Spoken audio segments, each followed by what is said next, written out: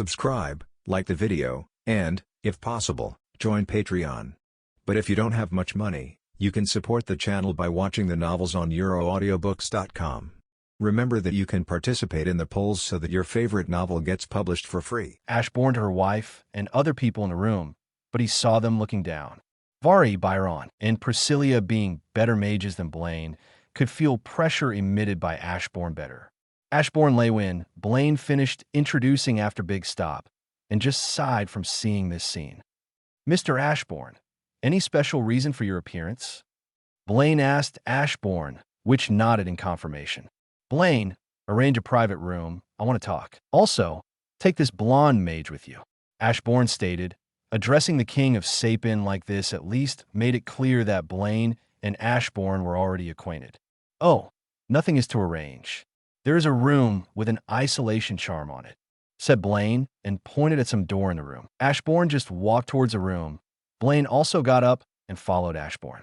He motioned Byron to follow him, and he did as was asked.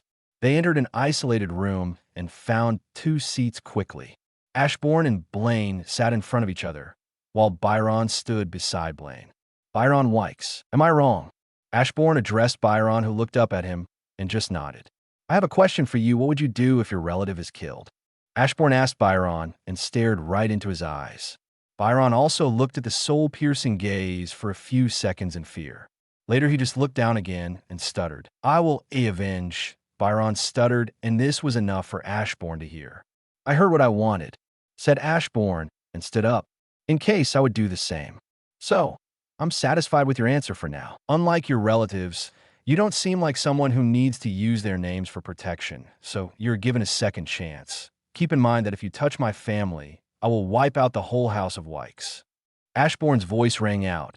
Ashborn, who previously stood at his chair, stood next to Byron. I couldn't see his movements. I couldn't sense the mana either. Byron screamed in his mind.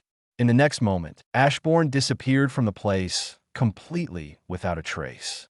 Even then, Byron felt hatred for Ashborn for killing his family. He got the idea of who was the killer of his brother and father, but the idea of killing the killer itself disappeared. Byron couldn't decide what to do. He remembered Ashborn's words, "I would do the same." It was their fault, even though Byron didn't forgive Ashborn. He realized Ashborn didn't have any actual reasons to kill his father and brother. He was an S-class adventurer and had a reputation way higher than Wykes' family. He had money and was close to the king of Sapin himself. Even if he attempted to kill Ashborn, he would die immediately. While he wasn't a lowly man, he had principles and wouldn't use Ashborn's family for revenge. At the same time, he was sure that his arrogant family was at fault, but he can't forgive Ashborn like this. "How unlikely of me," muttered Ashborn, being surprised by what he did. He forgot the actual reason why he spared blonde-haired humans. He understands human emotions and knew that Byron felt hatred towards him. That's only natural. If his brother or any other relative was to be killed, the killer wouldn't be alive either. Anyway, his family is guarded by his soldiers 24/7, and he can also switch with them whenever he wants. So giving chance to Byron is something that won't harm him in any way, and if he is lucky enough, he can benefit from it. Caspian said it would be humiliating for lances if I kill one of them, right? Or something along those lines. Chapter 32. Chapter 32, Ashborn's POV. "Brother, wake up." Mother said that breakfast is ready. Ellie's voice rang out in my ears, and I immediately perked up. Did I overslept? I thought it was really strange. I haven't slept for only 3 days. Nothing much for me. Maybe for the human body, it is Arthur and Elijah are still sleeping. Then I'll go dress up, I said, and got up from bed. I quickly changed my clothes and then walked downstairs. Then I entered the dining room. Helstias and my family except Arthur and Ellie were already seated here. Also, Elijah wasn't here. I also took my seat and began my breakfast. "So, Ash, have you changed your mind about Xyrus Academy?" Father asked me, and I just shook my head in denial. "Honey, maybe you should attend? You can keep an eye on Art." Mother also tried to change my mind, but I wasn't planning to. It was already decided on my part to not attend Xyrus Academy. No, I don't want to learn something that I already know or something completely useless. I told them and stopped trying to change my mind. Arthur and Elijah, with Ellie on their tail, came down to join breakfast soon after. Good morning, boys, and good morning, my little princess. Did you guys sleep well? Father asked them and then kissed my cute little sister right on her cheek. That only made me irritated. EW, Dad? That tickles. She pushed him away, wiping the spot she was kissed. Did you guys sleep well? Vincent asked while also smirking at my father's actions. Good morning, Aunt Leywin, Aunt Tabitha, Uncle Vincent, and Uncle Reynolds. Elijah announced, and then sat down next to Arthur. He got close to Helstias and us faster than I expected. That reminds me, kids, if you don't have any plans, do you want to go with us to City Square? There's a big announcement in the capital city of Atiston where the king and queen reside, but a couple of artificers are going to put up a live projection of the broadcast in City Square. My father spoke up when we were eating. Sound good. Elijah, and I don't have anything planned today anyway, right? Arthur asked Elijah, who just shot him thumbs up. I literally said a few days ago that 3 races are uniting. I mumbled under my breath. Ellie also wanted to go with Arthur, but Mother shut him down. She had school tomorrow. Uncle Vincent, I remember you mentioned something about how you were going to visit a famous researcher that has a lab in Xyrus. Do you mind introducing me to him after we watch the announcement today? Arthur asked Vincent. I also leaned towards him. Potential move from my rival. Ah, you mean Gideon? Has he caught your interest? He's not just a researcher, but a well-known inventor and artificer as well. He's the one responsible for designing the ships we use for rivers, as well as a few other well-used artifacts. I do have some business with him anyway, so it wouldn't be a problem taking you. Was there something specific you needed from him? Arthur and Vincent in the end decided to visit this artificer, and I also decided to follow them. I'm also coming. Vincent wasn't a person who could deny the request of an S-class adventurer, especially when he was deadly serious. The same was with the artificer. I'm sure he would anyway ask me many questions. Arthur's ring is my creation. There's no other copy of this ring. Today's city square was crowded, and by crowded, I mean a whole bunch of people was gathered here waiting for some announcement. Nobles or normal civilians, all of them were gathered here with the same goal in mind. They simply wanted to hear the announcement. I, Arthur, Father, Vincent, and Elijah came here with the same goal as others. Maybe they did, but I simply came here to accompany Arthur later. With the help of artifacts and some mages who were keeping artifacts working in the symphony, displaying some dizzy images in the air. Later, the dizzy image cracked, and the view became clearer. When the image in the air finally cleared, we could see Glader's castle in full glory. My liege, your castle is way more glorious than that abomination. Baru told me telepathically, the 3 kings and queens of the different countries in our beloved continent of Dicathan have gathered here on this memorable day. Some fancily dressed man with a gray beard announced, attention humans, elves, and dwarves alike, I go by Blaine Glader. While most of you know me as the King of Sapin, today I speak not as the King of Humans, but as one of the representatives of the continent of Dicathan. Blaine totally knew how to work with a mass of people. All the people gathered here were ready to worship him, if not something more. If I'm not near him, then he has the aura of a leader. Why is he so limited in my presence? Next to Blaine, there were also council members. Priscilla, Alduin, Muriel, Dossid, Glaudera, and unexpectedly Virion. Well, that was probably done only for show. Virion was known in every country, and he had a reputation way higher than all leaders combined. So just his appearance made people more interested. Blaine continued with his speech, and his speech was also stated in an already practiced manner. This guy put more effort in his speeches than in the ruling country. I face-bombed at this idiocy. Then Blaine sat down, and his place was taken by Alduin, King of the Elven Kingdom, Elenwar. It is an honor to speak on behalf of everyone here on this unforgettable day. As King Glader so adamantly stated, I am also in agreement about the future of our continent. For some people, this may not hold much interest, but for many who yearn for adventure and new places to visit, I can wholeheartedly say that this continent is filled with many unknowns. An obvious example is the very beast glades residing just beyond our borders. While an uncountable number of adventurers have ventured out into the beast glades, It is not an exaggeration to say that not even half of it has been traversed. While the mana beasts have not left the beast glades, who is to say that just because they haven't yet, they never will? Even in our own homeland of Dicathan, there are places so dangerous no one dares to explore. But what if I were to say that even greater mysteries and dangers are out there? Alduin stopped for a second. Murmurs filled crowds here in Xyrus and in Atiston. That's right. You have not heard wrong, fellow citizens of Dicathan. We are announcing today, February 10th of the 1005th cycle, that we have found evidence of another continent. Stated Alduin an obvious lie. It wasn't you, but an adventurer. That bird with a camera on it was evidence that by coincidence some adventurer found. While they claim here that they found evidence of a new continent, it was just sheer luck. Even if they hide most of the information, sharing at least that wasn't a bad move. Not that the council knows anything about another continent. They don't even realize that there already are spies from there. Anyway, the news caused an uproar. Most of the people were still not sure about the whole situation. A whole lot of fear. Not everyone felt the same. Some even encouraged fellow citizens of Dicathan. Alduin tried to calm a crowd. Quiet, king of Dwarven Kingdom Darv. Dossid Graysunder roared out and shut the crowd instantly. Now, this is kingly, I thought, and praised a shorty in my mind.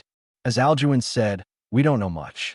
However, in these times of uncertainty and possible threats in the future, wouldn't you guys all agree that standing beside one another is what's best for this continent and our people? Your children can be in danger as well. The last thing we want is to fight amongst ourselves. Our appearances may be different, and our cultures may clash. But remember this, we are all born in this continent of Dicathan.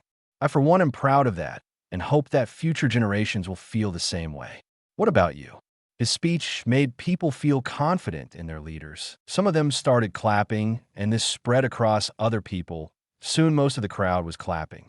Most because I wasn't. The process of joining our 3 races and kingdoms will take time and much effort.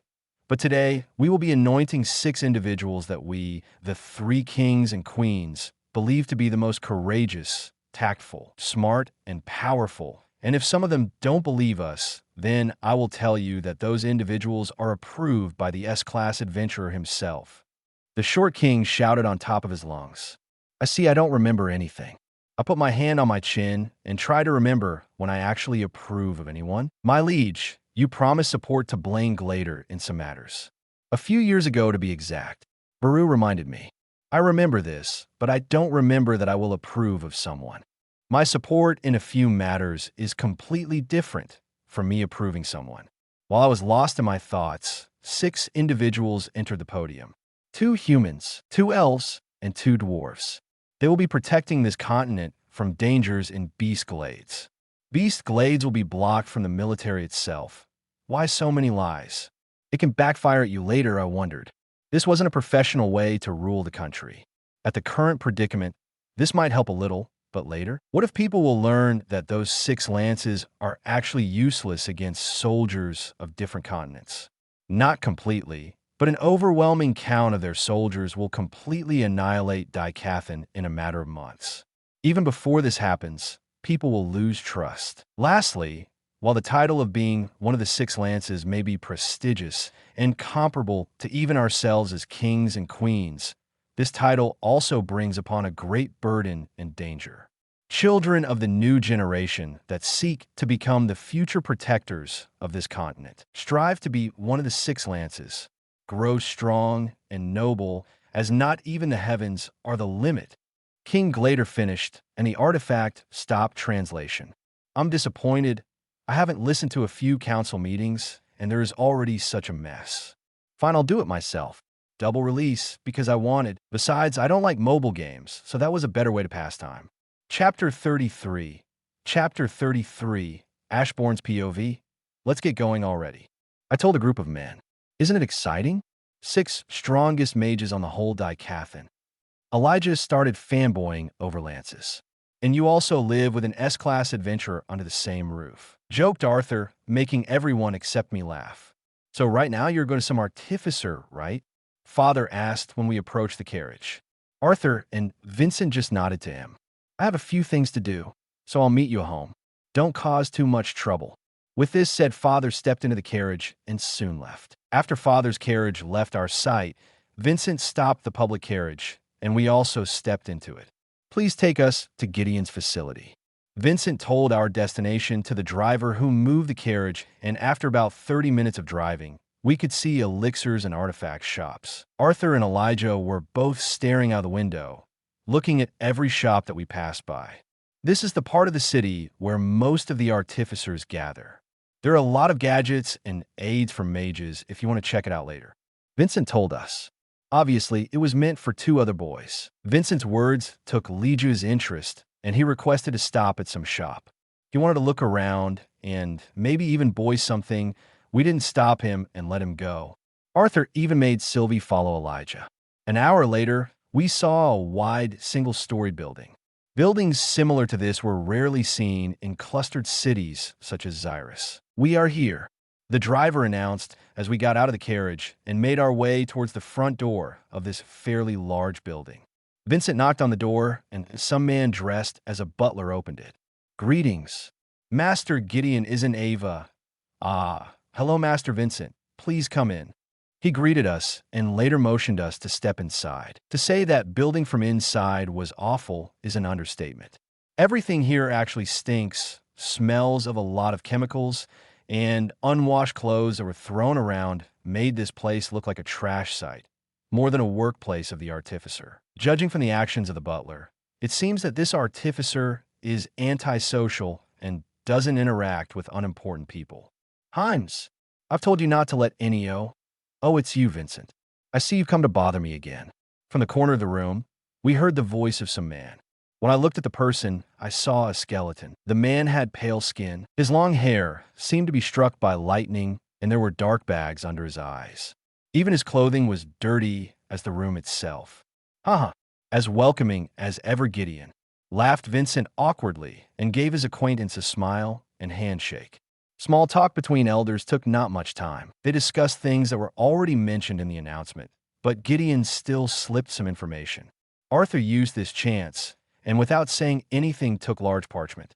He started making some sketches. Apparently, it was a blueprint of a ship that worked on steam. Of course, in a world where everything heavily relies on magic, this is a breakthrough in science. But I myself still prefer magic, since it can be used anywhere and everywhere. Also because, unlike others, I have enormous mana reserves. This is. Gideon's sleepy eyes widened at Arthur's blueprint. Of course, why didn't I think of this? There was this solution as well. His hands started shaking as if holding something too precious in his hands. I feel like something's wrong. His eyes narrowed.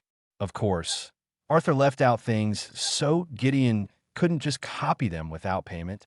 "Yup. Can you show me some of your most precious artifacts? Uncle Vincent told me you make some of the best." Arthur answered and put parchment in his robe. Gideon understood Arthur's intentions. His butler brought a whole lot of artifacts and some jewelry, but Arthur didn't take any interest in them. "Himes, can you bring me the pendants?" Seemed that the skeleton wasn't meant to give up. He made a butler bring some pendants. Butler bought 2 boxes, and when Gideon opened it, Phoenix. When boxes were opened, you could easily guess the nature of the pendant.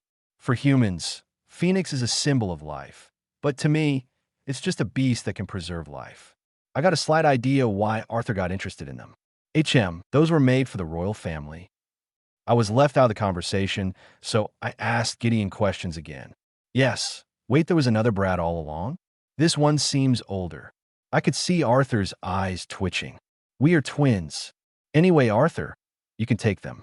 I have something to do with the king, so he owes me a whole lot of things. And since I'm going to do everything on my own, I also have something prepared for you. I have a key that will help you improve development in artificing." I said, and he got intrigued. I can see this in his eyes. "Runes. First rune, one that absorbs mana." Yes, that was it. Alacria used runes in many ways, even forcefully awakened mages. So who said that I can't use them? Runes? Well, I guess. Then what? Gideon asked for a demonstration. I showed him my index finger. I channeled my mana through my finger and just wrote a simple circle symbol. It didn't have color at first, but after absorbing ambient mana, The symbol glowed bright blue on the desk. Ow! Gideon looked dumbfounded. Humans can absorb mana. In our case, humans are vessels while mana is liquid we are pouring in it. The principle in the rune is the same. I'm leaving this rune here. Examine it all you want. Gideon's eyes sparkled. I didn't have time to create other runes which normal mages could use, so I just gave a genius artificer key.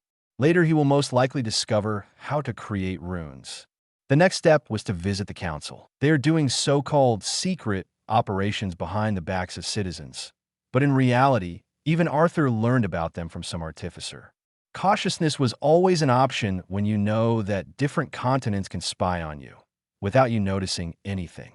Then they have zero problems with duplicating secret technology for themselves. I quickly made my way out of the large building and sank into shadows. Caspian was doing his usual job in the guild today, so I appeared right next to him in the office. Caspian, council meeting. Seeing my serious expressions, he nodded and stood up. I created a teleportation gate to the council room. Caspian and I quickly went through and came out of the council room. Some maid was tidying the round table, so Caspian made her notify Gladers saying that it was an emergency. Mr. Ashborn, may I ask, what is the reason for the emergency? Caspian asked me while we were waiting. I'm disappointed. He immediately shut himself and didn't speak further. After some time of waiting, Blaine and Priscilla burst through doors in council. Take seat, both of you. I told them, more like commanded, but they took seats anyway. Alert council members, I want them here. Do it fast. I told Blaine. What dash? Blaine couldn't finish as I interrupted again. Do it. He just took out a communication scroll and called other leaders. He just quickly asked them to come because of an emergency. Emergency, this emergency, that. Good excuse. I mentally noted. Mr. Ashborn, what is the reason for arranging council meeting? Asked Blaine. I hate repeating myself. I'll do it when everyone is present. Quickly denying his question, we started waiting for others. Teleportation gates being always functional because of the alliance was a good decision on their part. After a few hours of waiting, both the king and queen of Elenwar and Darv entered the council room. Why the sudden summon Blaine? I was on my way to Darv, asked King of Darv. I myself don't yet know. Blaine answered and pointed at me. What is kid doing dash? Dawson said out loud. But when he met with a scared expression of Blaine, he shut himself. Virions isn't here. Only competent king and isn't attending. I closed my eyes and concentrated on sensing Virion. Luckily, I had left soldiers in Elenwar. They were protecting Arthur's GI, future girlfriend. Found him. I opened my eyes and glanced at the curious-looking people present in the room. I sank in my shadow, and when I popped out, I popped into the royal castle of Elenwar. Finding Virion wasn't a hard task since he was standing right in front of me. I put my hand on his shoulder and sank in shadow again. I think I'm getting older. I'm hallucinating, and I'm in the council room, muttered Virion. Father, Alduin cried out. Damn, these aren't hallucinations. Now since everyone is present, I'll keep it brief. I addressed everyone and again took my seat. Monster brat. I ignored Virion. Most of you are confused, I understand. But I don't care, so just take a seat, be quiet, and listen. I commanded them, and seeing Blaine nodding to them, they did as supposed, posing themselves as leaders of countries. If they can't adapt to the situation, they are worthless. There aren't enough C-dash, said Dawson, who couldn't find a seat. I said quiet. If there aren't enough seats you have legs, keep standing. I glared at him, which surprised him. Do you even know who you were talking to? Dawson shouted. I said, quiet. Ruler's authority. If a person doesn't like standing, I don't care. Kneel, but you shouldn't interrupt when I'm discussing the future of their continent. I'm disappointed in your actions. I never gave permission to use my title like this. I don't remember you asking me, Blaine. I may say that I will support you, but this is totally different. I said, and Blaine looked down and kept quiet. Then again, even if you used my name, your actions are predictable, unnecessary, and unbeneficial at all.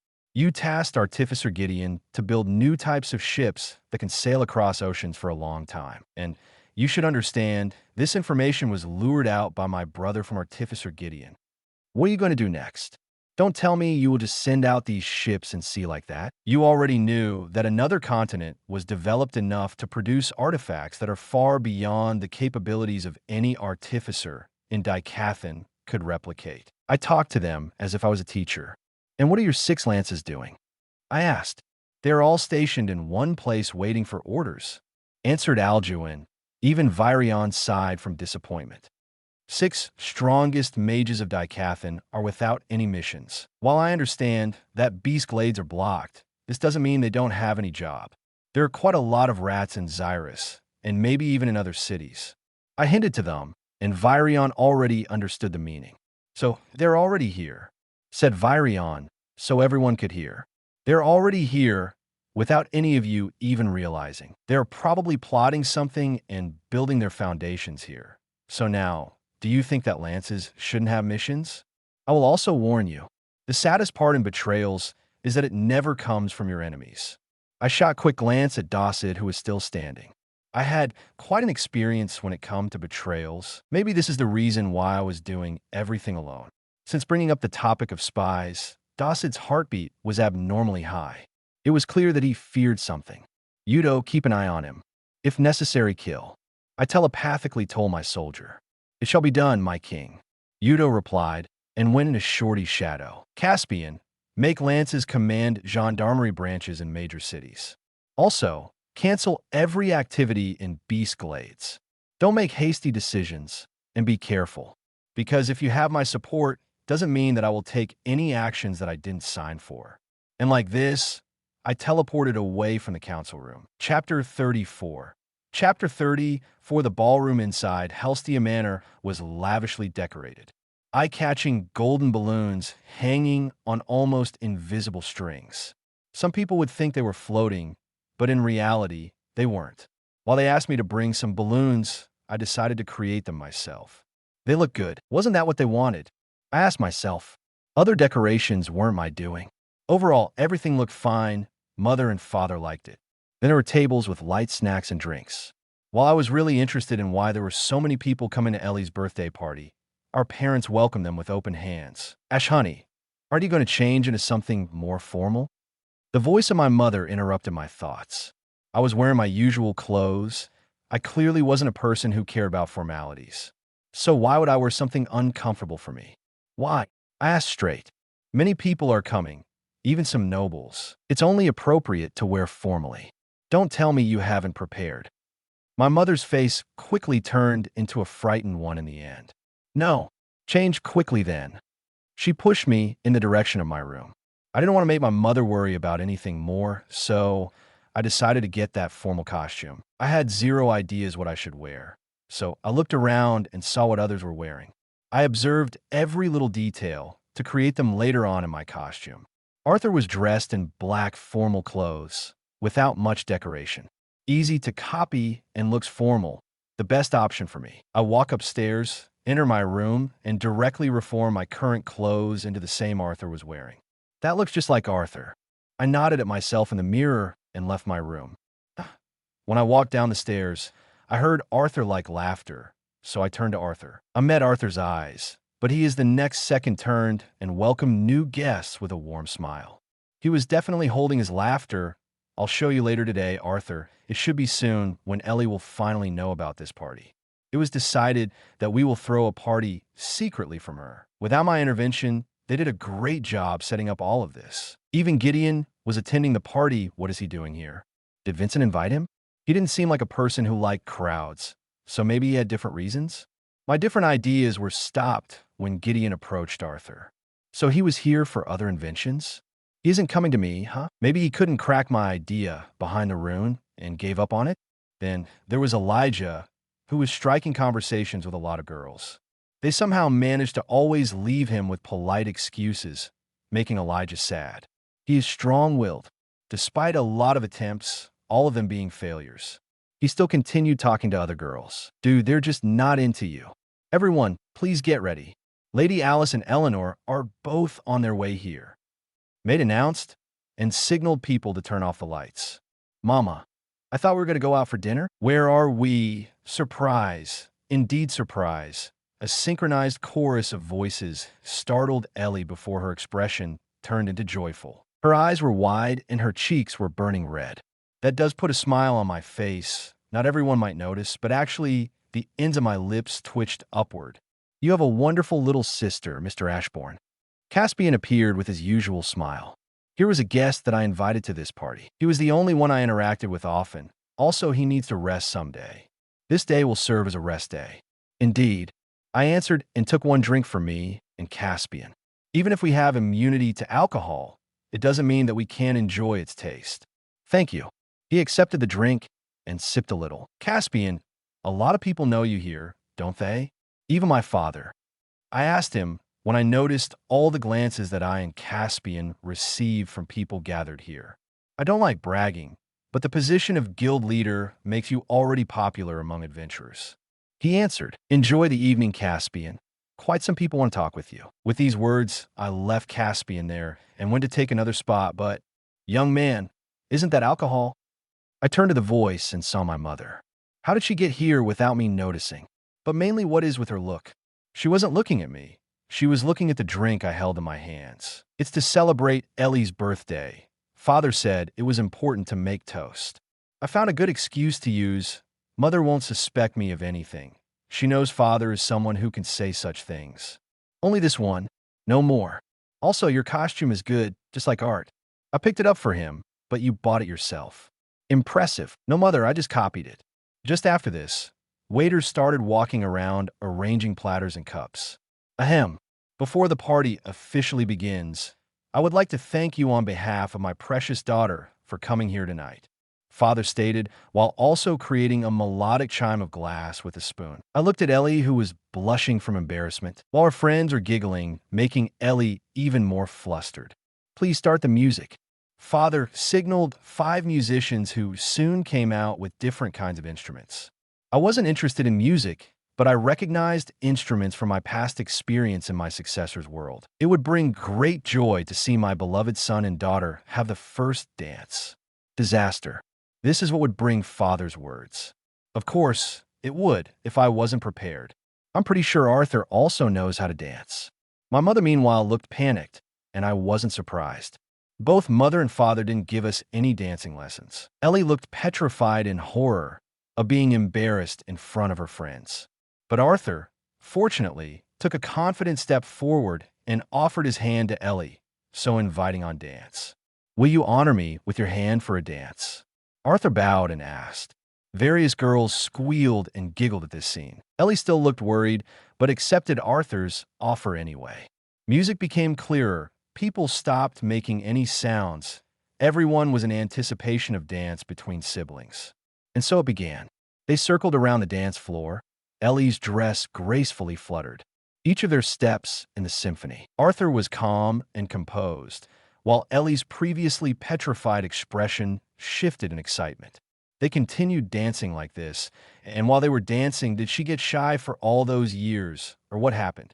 I thought while looking at a certain silver-haired elf through my soldier. Tesha Aerolith just left a gift for Ellie, but hasn't come to the party. Doesn't sound like what mother and father would approve of. Besides, I'm sure Arthur would like to meet her. Not sure about Ellie. She even called her pervert once. I sighed and sank in my shadow, coming out right in front of Arthur's future girlfriend in her carriage. There was also some bodyguard with her, but neither of them would notice my presence for a few seconds. Tesha Aerolith, haven't seen you for a while. I spoke up, surprising both the female guard and Tesha herself. Bodyguard immediately took her weapon and was ready to strike me anytime. Tesha, on the other hand, said only one word. Art. The bodyguard changed the trajectory of her weapon after hearing her saying name. Unfortunately, I'm not Arthur, but his brother. You shouldn't have forgotten it in such a short amount of time. I told her, and she got embarrassed. As much as I would like you not to attend this party and interrupt my siblings' nice moment, I also believe that my family's motto applies there, and you leaving like this breaks it. I believe you aren't against meeting your beloved Arthur's parents and his family either. At the word, beloved Tesha became a blushing mess. Even all this time, the expressionless guard blushed a little. And meeting Art's F family. She mumbled, Princess Tesha, I can't let yo dash. The bodyguard wanted to speak up, intending to not let Tesha go, but I interrupted her. Nobody gave you a word. Bodyguard instantly shut herself. I don't remember directing pressure on her. But is it okay? I'm still an elf, apparently. She thinks that her status as an elf might change the mood at the party. Can't blame her. As long as I'm there, nobody will do anything. Even if it's the king or even your parents. Her eyes sparkled. Then can I go now? She asked, and I just nodded. Yes, I wasted quite some time here already. I placed my hand on her shoulder and sank in my shadow again.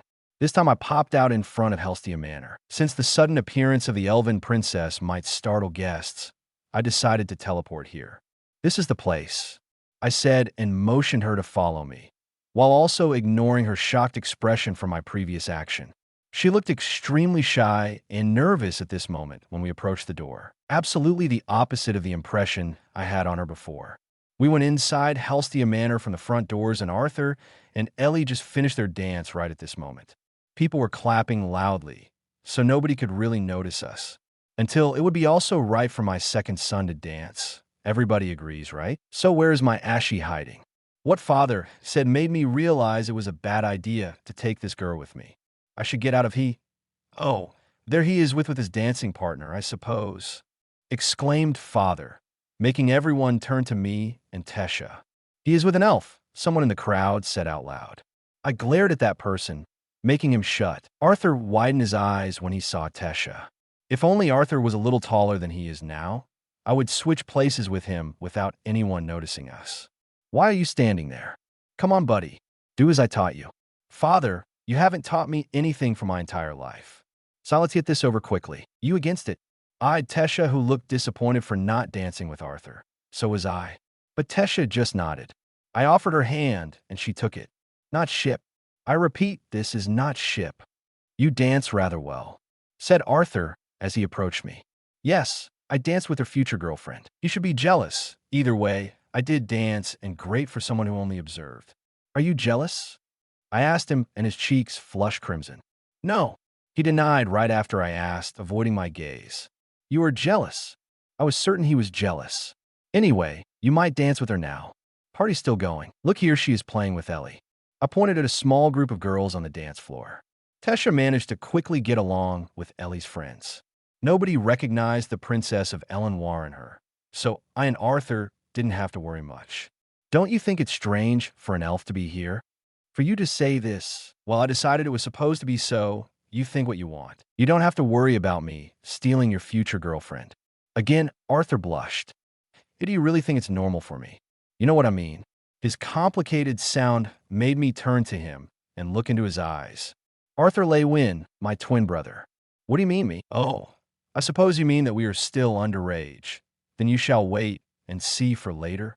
He looked at me baffled at first, but later his lips turned upwards.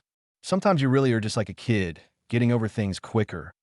I especially said Arthur Lewin a little louder. I think he gets what I mean.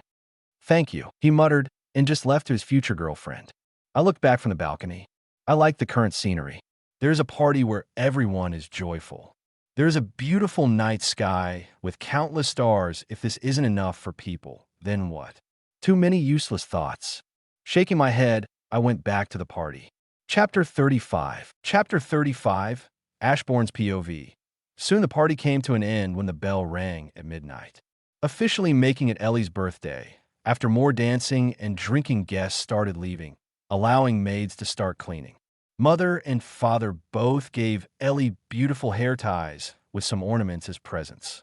Father, wasn't that a cheap move? I thought, while we were planning to gift individual presents. Father cooperated with mother, and mother, being a woman, could choose something for a girl. The excited expression on Ellie made me wonder if I had a chance of winning. She even asked the mother to tie her hair with it. I'm glad that she got to enjoy this party. She got disappointed when learned that Twin Horns wouldn't be able to attend the party because of their mission in the guild. I myself would like them to come. Even though I could easily transport them here, the mission they were doing was important. Keep in mind, dungeons are blocked for everyone. Nobody can enter aside for Ashborn. There was also Tesha present. She gifted Ellie a bow. It wasn't on the same level as Ellie's current bow, but it could be used for normal training. When Mother asked who gifted it to her, Tesha just raised her hand.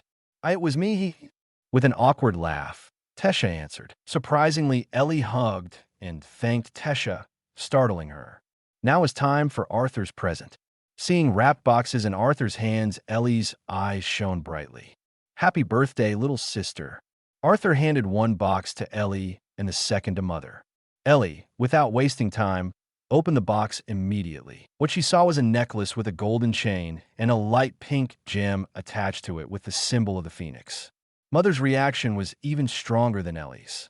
She stared right at the light pink gem. Wow, it's so pretty. This is gorgeous. Keep it all the time, okay? Arthur told them, satisfied with his gift. It was hurt to say if he even wanted to compete against us. Now it's my time. Ellie, actually your gift is already waiting for a long time.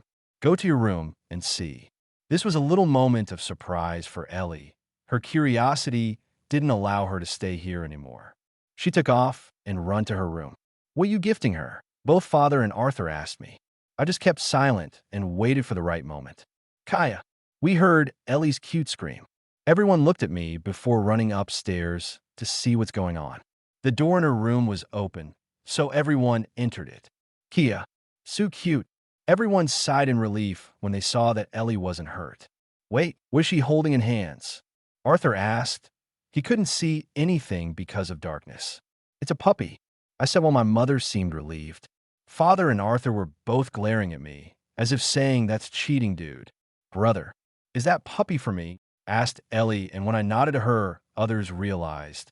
I won. Ellie liked my gift most. It was clear as the sky that Ellie was most emotional after seeing the little puppy. Black puppy with purple eyes. Yes, it was my summon with the ability to change body properties. I never saw such a species in my life. Is this really just a normal puppy? Asked Vincent. Obviously, you wouldn't find Mana Beast on the surface. They inhabit a dungeon in Beast Glades. While clearing some dungeons, I accidentally found this Mana Beast and decided to take him. To my surprise later, it has grown into a strong shadow soldier with decent physical prowess. Why did I decide to choose a puppy? I got inspiration from that art, now that I think about it. This puppy kind of looks like hockey. Arthur noted. Everyone looked at me. When I saved it, I inserted a lot of my mana in him. Maybe that is the reason. I couldn't exactly tell them that the puppy was actually the soul of a dead beast. That explains colors. Hummed Father with a nod. Anyway, it's time for sleep, announced Mother. Third POV. After Eleanor's birthday, time passed quickly. Ashborn's and Arthur's birthday arrived. Unlike Ellie's party, they only invited people closest to them, including guild leader Caspian and Artificer Gideon. Unfortunately, Twin Horns couldn't manage to visit them because of their missions in the guild. From communication scrolls, Leywins knew that Twin Horns were alive and safe. Also, Tesha was staying with Leywins from now on. Her grandfather convinced her parents to let him stay there. Also knowing that an S-class adventurer is living under the same roof relieved them. Arthur was getting prepared for Xyrus Academy, while Ashborn continued visiting Beast Glades and increasing his army count. Also, he was improving the interior in his new castle, which was now guarded by a barrier and a few hundred shadow soldiers. The Council of Dicathan, meanwhile, worked on other issues. Ashborn, who only helped them out in Beast Glades, wasn't enough for them. Because of this, Virion became another member of the council. Virion was actually the only competent king with enough experience to fix current problems. Udo, who Ashborn assigned and monitored Dossid, hasn't seen anything suspicious, no encounters with Alacrians. This could only mean one thing. They already contacted Dossid, or Ashborn was just too cautious. Either way, Ashborn wasn't planning to kill Dossid right now. He brought back Udo and assigned a different soldier to Dossid, who would kill Dossid at his command. My king, we found a bunch of high-class monsters with chaotic mana. I suspect this might be Vritra's doing. Silred informed Ashborn telepathically. Ashborn just sank his shadow, appearing right next to Silred.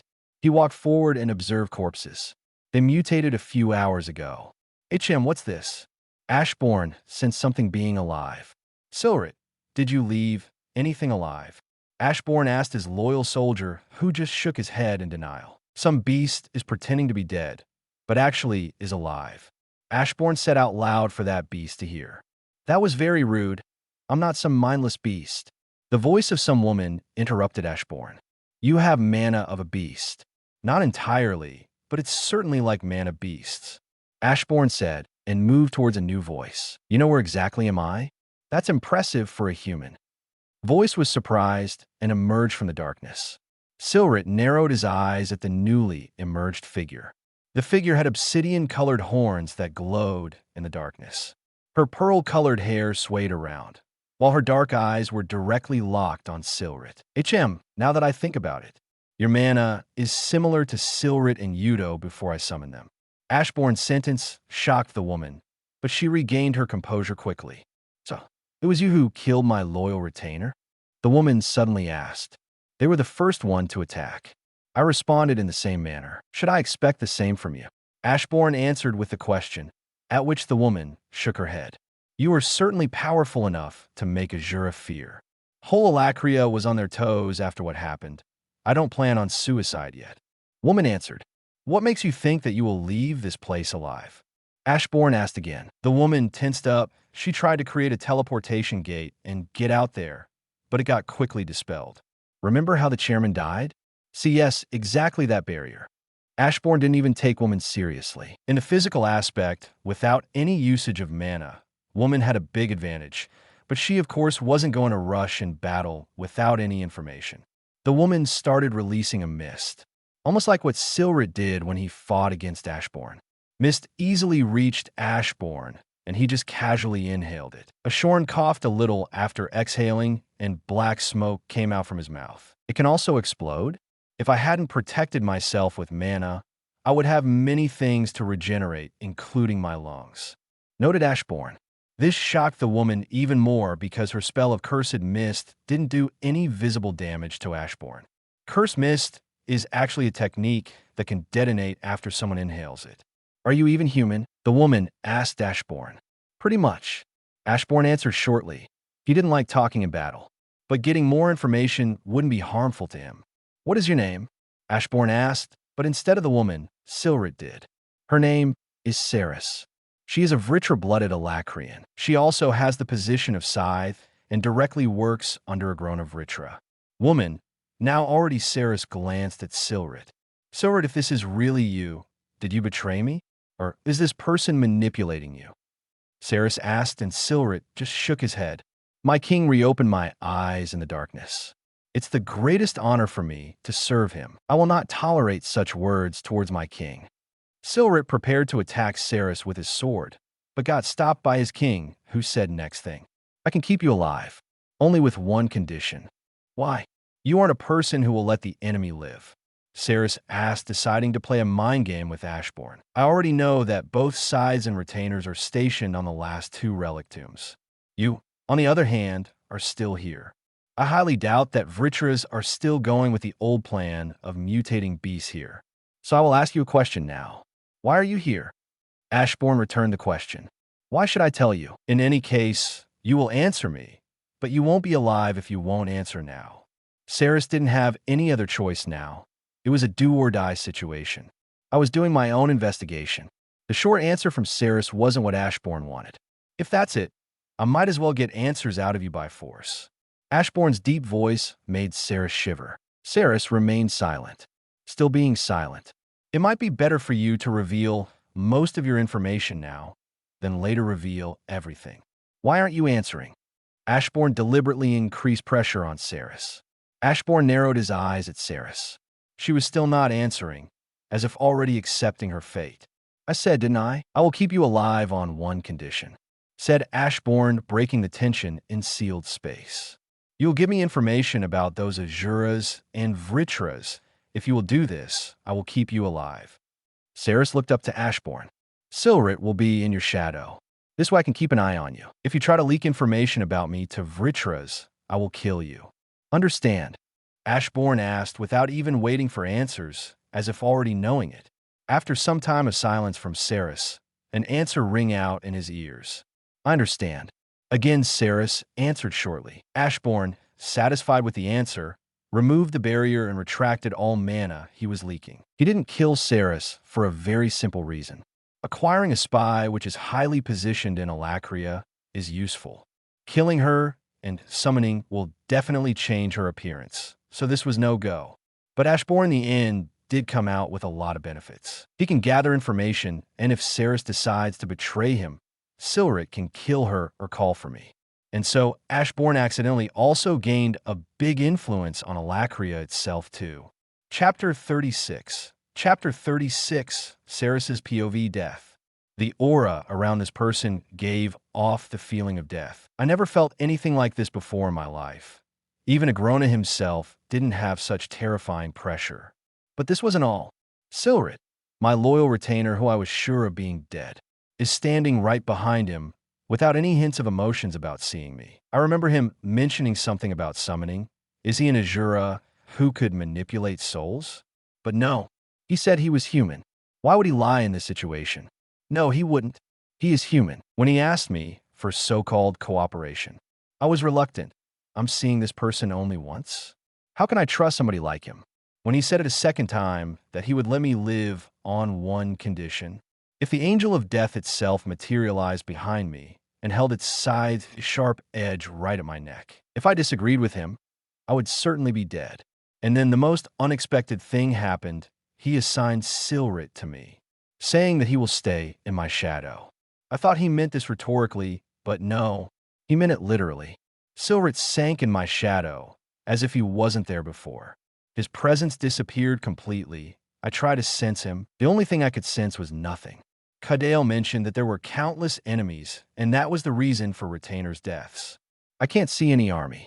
Don't tell me the army is also like Silrit, hiding in that person's shadow. Just when this idea popped out in my mind, as if deliberately, a person showed me something. Eyes. Thousands of purple glowing eyes were all staring at me, all of them coming from the direction of the person's shadow. If that person could summon an army and keep them in shadow, also while increasing the capabilities of soldiers. Silrit became strong. I could sense his mana when he was in my sight, but now that he is hiding, I can't. Still, Silrit also had that same terrifying mana. I can confidently say, the person in front of me is stronger than Azuras themselves. I would have never thought that person might be this strong. This shouldn't be possible by any means. Did true God descend upon this world? Ashborn's POV. Keeping alive Ceres can give me time to think. While I don't want to participate in any wars, I also realize it's impossible.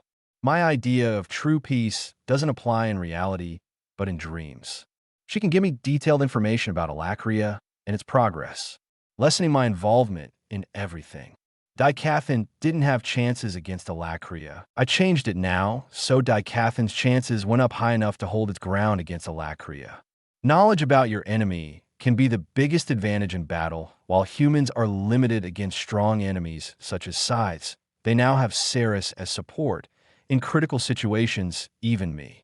No matter what Ceres will try from now, when she gives me information, she will have only the option of helping Dicathin to win the war. She can be deemed as a traitor right after Agrona learns about it.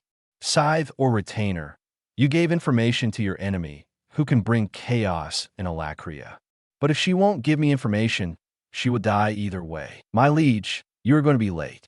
Your brother is already getting up. Varu informed me. I'll finish work here first. I turned to a pile of corpses. Arise, I called out for souls of the dead beasts, which they complied, and soon shadows started rising from them. Everyone in my shadow. I commanded them, and they jumped in my shadow right after hearing my words. So that's already 4,000. Third POV, wake up. Elijah was shouting at Arthur. Arthur, meanwhile, was still sleeping and wasn't planning on waking up at all. So to protect his sleep, he threw Sylvie at Elijah. Sylvie, it hurts. Elijah howled. Sylvie only calmed down after bruising the boy's face. Get up already. Mother asked me to accompany you today, so you don't make a mess on the first day. Ashborn entered the room. Mother, I didn't expect that from you. Arthur mumbled, but got up anyway. By the way, Ash, why aren't you going to Xyrus? Arthur asked while still changing. Simply they don't have anything to teach me. Ashborn answered shortly. Boys, especially after seeing him in action, couldn't retort him. I also don't think they have anything to teach him. Elijah tried to make a joke, but only received silence from the other two. Sylvie even face-bombed. Brother, are you awake? Ellie opened the door as Arthur was changing. While everyone was fully dressed, Arthur had the bottom half clothed. How do you like your brothers? Awesome muscles. Arthur flexed his non-existent muscles in different poses. You're only skin and bones. Unlike Big Brother Ash, you are just a skeleton. Ellie just shook her head and changed perspective about the same brother she danced with. Anyway, Mom told you guys to hurry up and get dressed so we can eat. Ellie left and closed the door. Arthur wore his Xyrus uniform, and Elijah started styling his hair. Ashborn just left the room and went down to the dining hall. Hey, was he always so antisocial? Elijah suddenly asked Arthur. Ash? No, he doesn't have problems with socializing. He just doesn't have time for, I guess. For a period of time, Arthur knew Ashborn. He saw how he interacted with Twin Horns and his family. Even with Virion, Ashborn could interact casually without many problems. Ashborn himself wasn't against being in the company of people either, if only the company itself was enjoyable. But in that case, Arthur and Ashborn were pretty much the same, who would like annoying conversations. Ashborn just openly showed that he doesn't like this. Damn, both of you and him are handsome, but don't use it to your advantage. Elijah continued grumbling until they came down to the dining room. Took you boys long enough to get ready. Who are you guys trying to impress? Alice asked the boys with giggles, and Tabitha, hearing this, also started giggling. Probably Arthur wants to impress his princess he. Ellie teased with an evil smirk. Tesha is all over Arthur already. I'm sure she would already accept him as a boyfriend, if not more. Ashborn remarked. Reynolds and Vincent laughed, while the woman remembered how Tesha acted near Arthur. Lived with Princess for 4 years. Just what boy did I raise? Reynolds smiled broadly. But what do you mean I was the one who raised both our sons? Alice scoffed at him with a slight grin. I guess the only times I raised my children were when they got into trouble then. Reynolds' raised brow. Stop it already. Ashborn intervened, stopping the whole childish quarrel. What do you think, Ash? Who raised you better? Asked Reynolds with hope in his eyes. If it will calm you down, I haven't learned anything from both of you. Laughter spear across the table. Meanwhile, Reynolds and Alice slumped down. It's time to go already. Ashborn stood up and left the dining room, just right after when everyone finished their meals. Hey, wait, it's still early, shouted Arthur as he also got up and ran after Ashborn. The ride to Xyrus Academy wasn't long. Ashborn, Arthur, and Elijah on carriage arrived there in a matter of minutes. From the carriage, the trio could already see a lot of people, not only students, but even newly established gendarmeries at this moment. They are just former military personnel who were recruited. Council isn't just standing still and not doing anything, noted Arthur. But why guarding school full of mages? There are a lot of teachers at that, asked Elijah, who visibly didn't understand the situation. For you, it's still early to think about this, responded Ashborn. We have arrived, Master Arthur, Master Elijah, Master Ashborn. The driver opened the door for the trio. They got off the carriage and walked towards the entrance of the academy. Before entering through gates, they were stopped by the same gendarmeries. Before entering through gates, please state your name and status. This is required by the council, and any question on this matter won't be answered. Gendarmerie, who just stopped trio, announced. Student Elijah Knight. Quickly responded Elijah, and Gendarmerie looked at his comrade. Everything's clear, pass. Second checked some lists and allowed Elijah to pass. Student Arthur Lewin. Again, the second guard nodded and allowed Arthur to pass. Ashborn Lewin. Ashborn also stated his name, but the guard who searched his name on the list shook his head. Mr. Ashborn, you aren't a student at this academy, and we can't let you pass through gates, even if you're just accompanying your sibling. Guard responded with an apologetic smile. Sigh with this. Will you allow me to pass? With a long sigh, Ashborn took out some card from his pockets. What is this key dash? Before the guard could ask, another one grabbed his head and forced him to kneel. We are very sorry, Mr. Ashborn. We weren't aware of your arrival here. Please pass. Guard kneeled and told Ashborn. Ashborn just went through the gates and approached two boys who were waiting for him. Gendarmeries, meanwhile, were still dumbfounded about the S-Class adventurer's appearance. Can you believe it, dude? We just saw S-Class adventurer. Yeah, who would have thought he was just a teen, haha. They awkwardly laughed and continued doing their job. What took you so long? Arthur asked, approaching Ashborn. I had to show them my guild card, answered Ashborn, and Arthur chuckled, understanding his situation.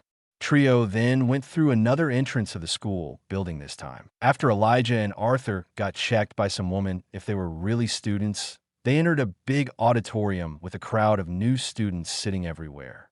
Let's find a seat. Arthur had to shout because of all the noise in the auditorium. There are some free seats.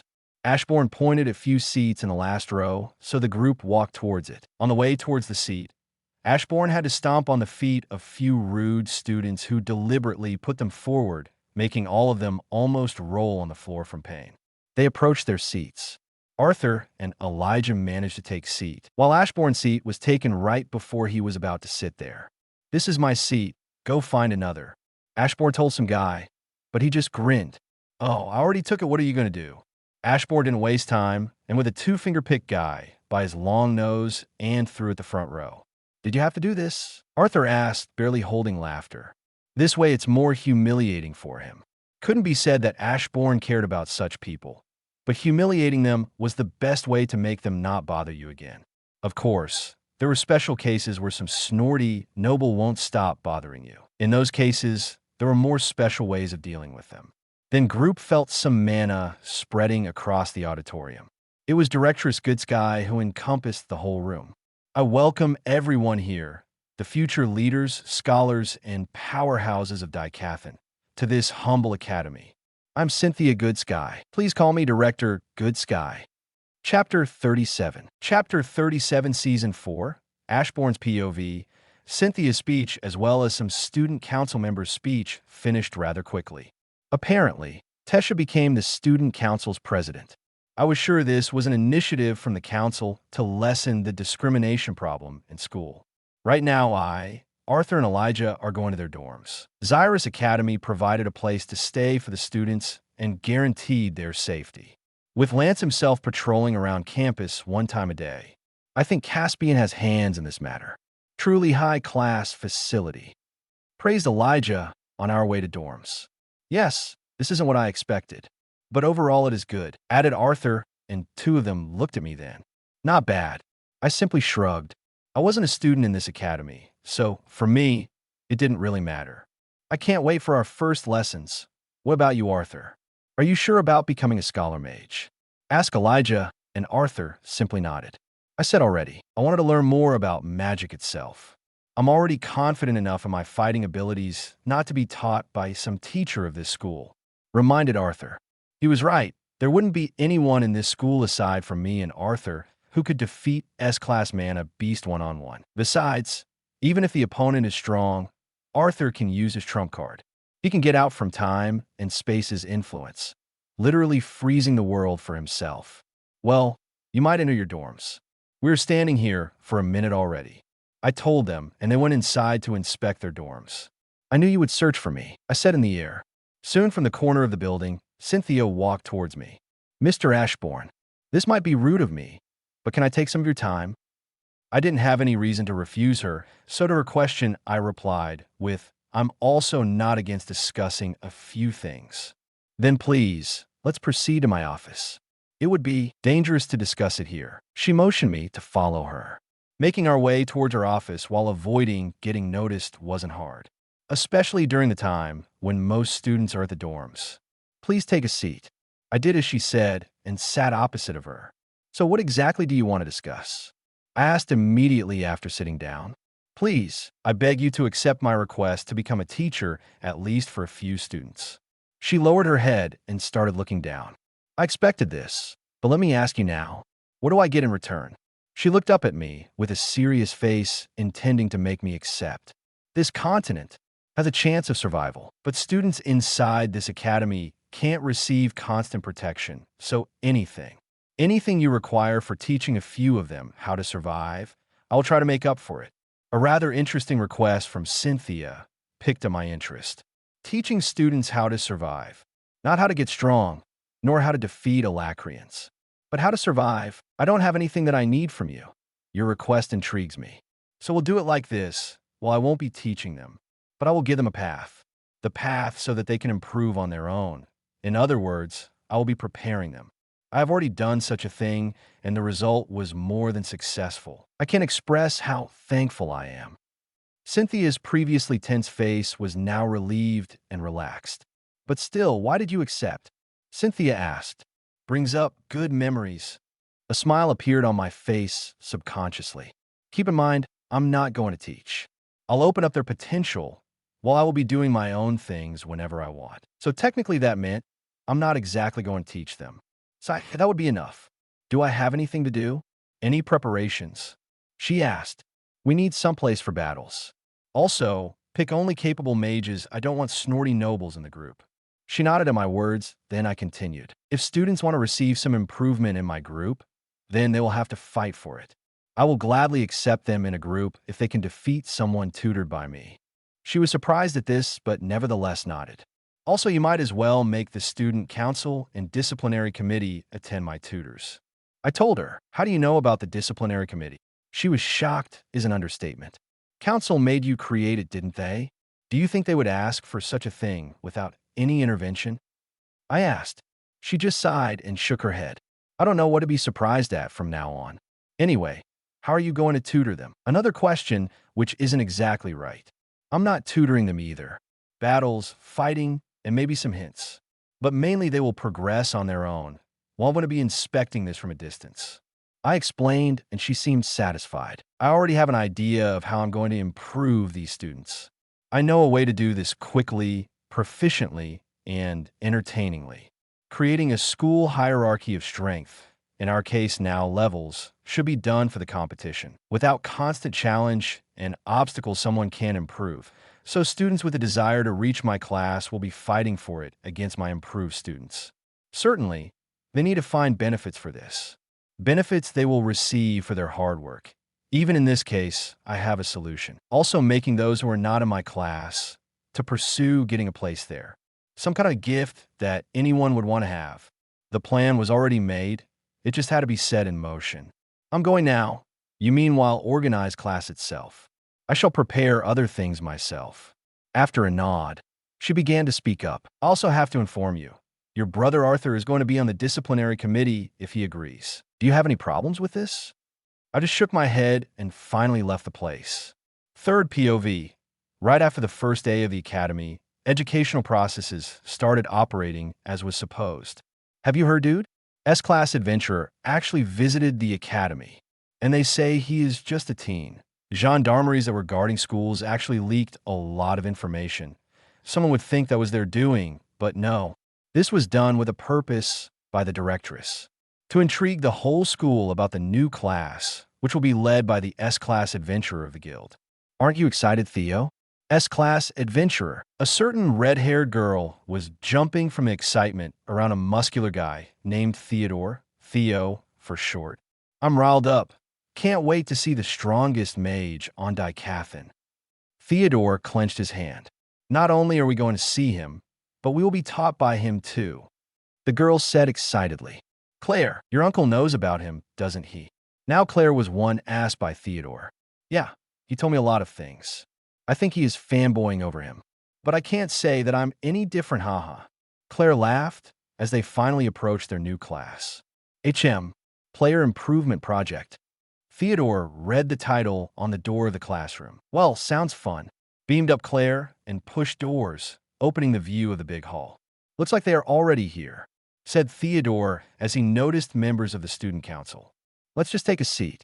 Claire and Theodore just walked up on stands and found free seats. Another bunch of students entered the classroom, and without speaking, they all took seats. Except for a few second years and higher, everyone was mostly quiet. Just when Claire was about to gather the disciplinary committee, doors of the classroom opened. So this was my classroom all along. The figure walked into class and looked at students. Well, anyway, I was asked by Directress Goodsky to teach you how to survive. So I took the opportunity for my own enjoyment. Rather unconvincing speech from a person. You can't probably take him as someone who was asked by the director herself.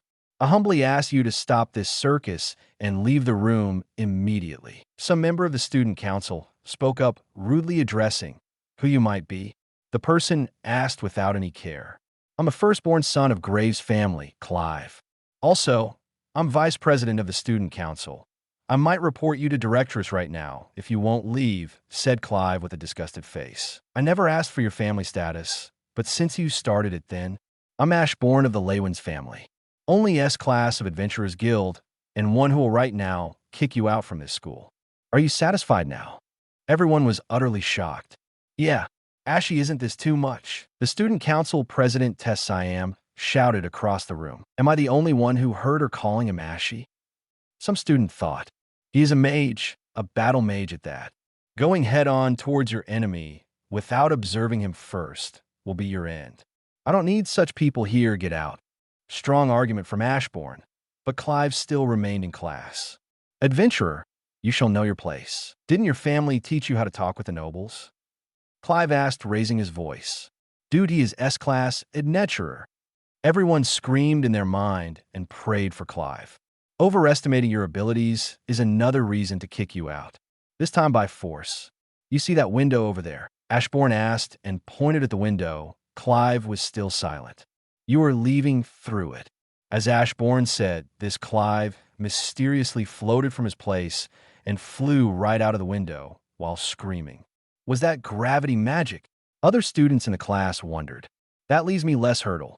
Well, as you heard, I'm Ashborn Leywin. Ashborn introduced himself again. I got to disappoint you. I'm not going to teach you anything. The information leaked was just false. Anyway, to explain everything easier, I'm just going to open up a path of your evolution. You will gain strength enough to go against Silver Core mages, even despite having a lower mana core stage. Does this intrigue you? Every word told by Ashborn was absorbed by students quickly, so they nodded after question right after. Blood, race, dedication, talent. Throw this out of your mind. Here you're going to get strong without any of this. Because here you're going to get stronger after every fight, after every practice. Here you're going to level up. There was something in Ashborn's speech that made students uproar the whole room. Your old badges are now confiscated.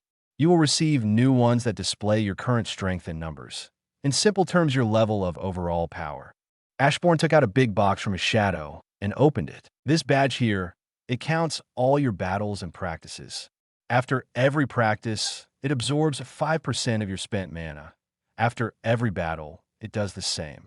Later, when you reach a certain percentage of absorbed mana, it will insert it into your core with an additional amount to make you level up. You break through the not only core stage, but increase your physicality same time. Faster you want to level up, harder battles you should go through. Everyone's jaws were laying on the ground.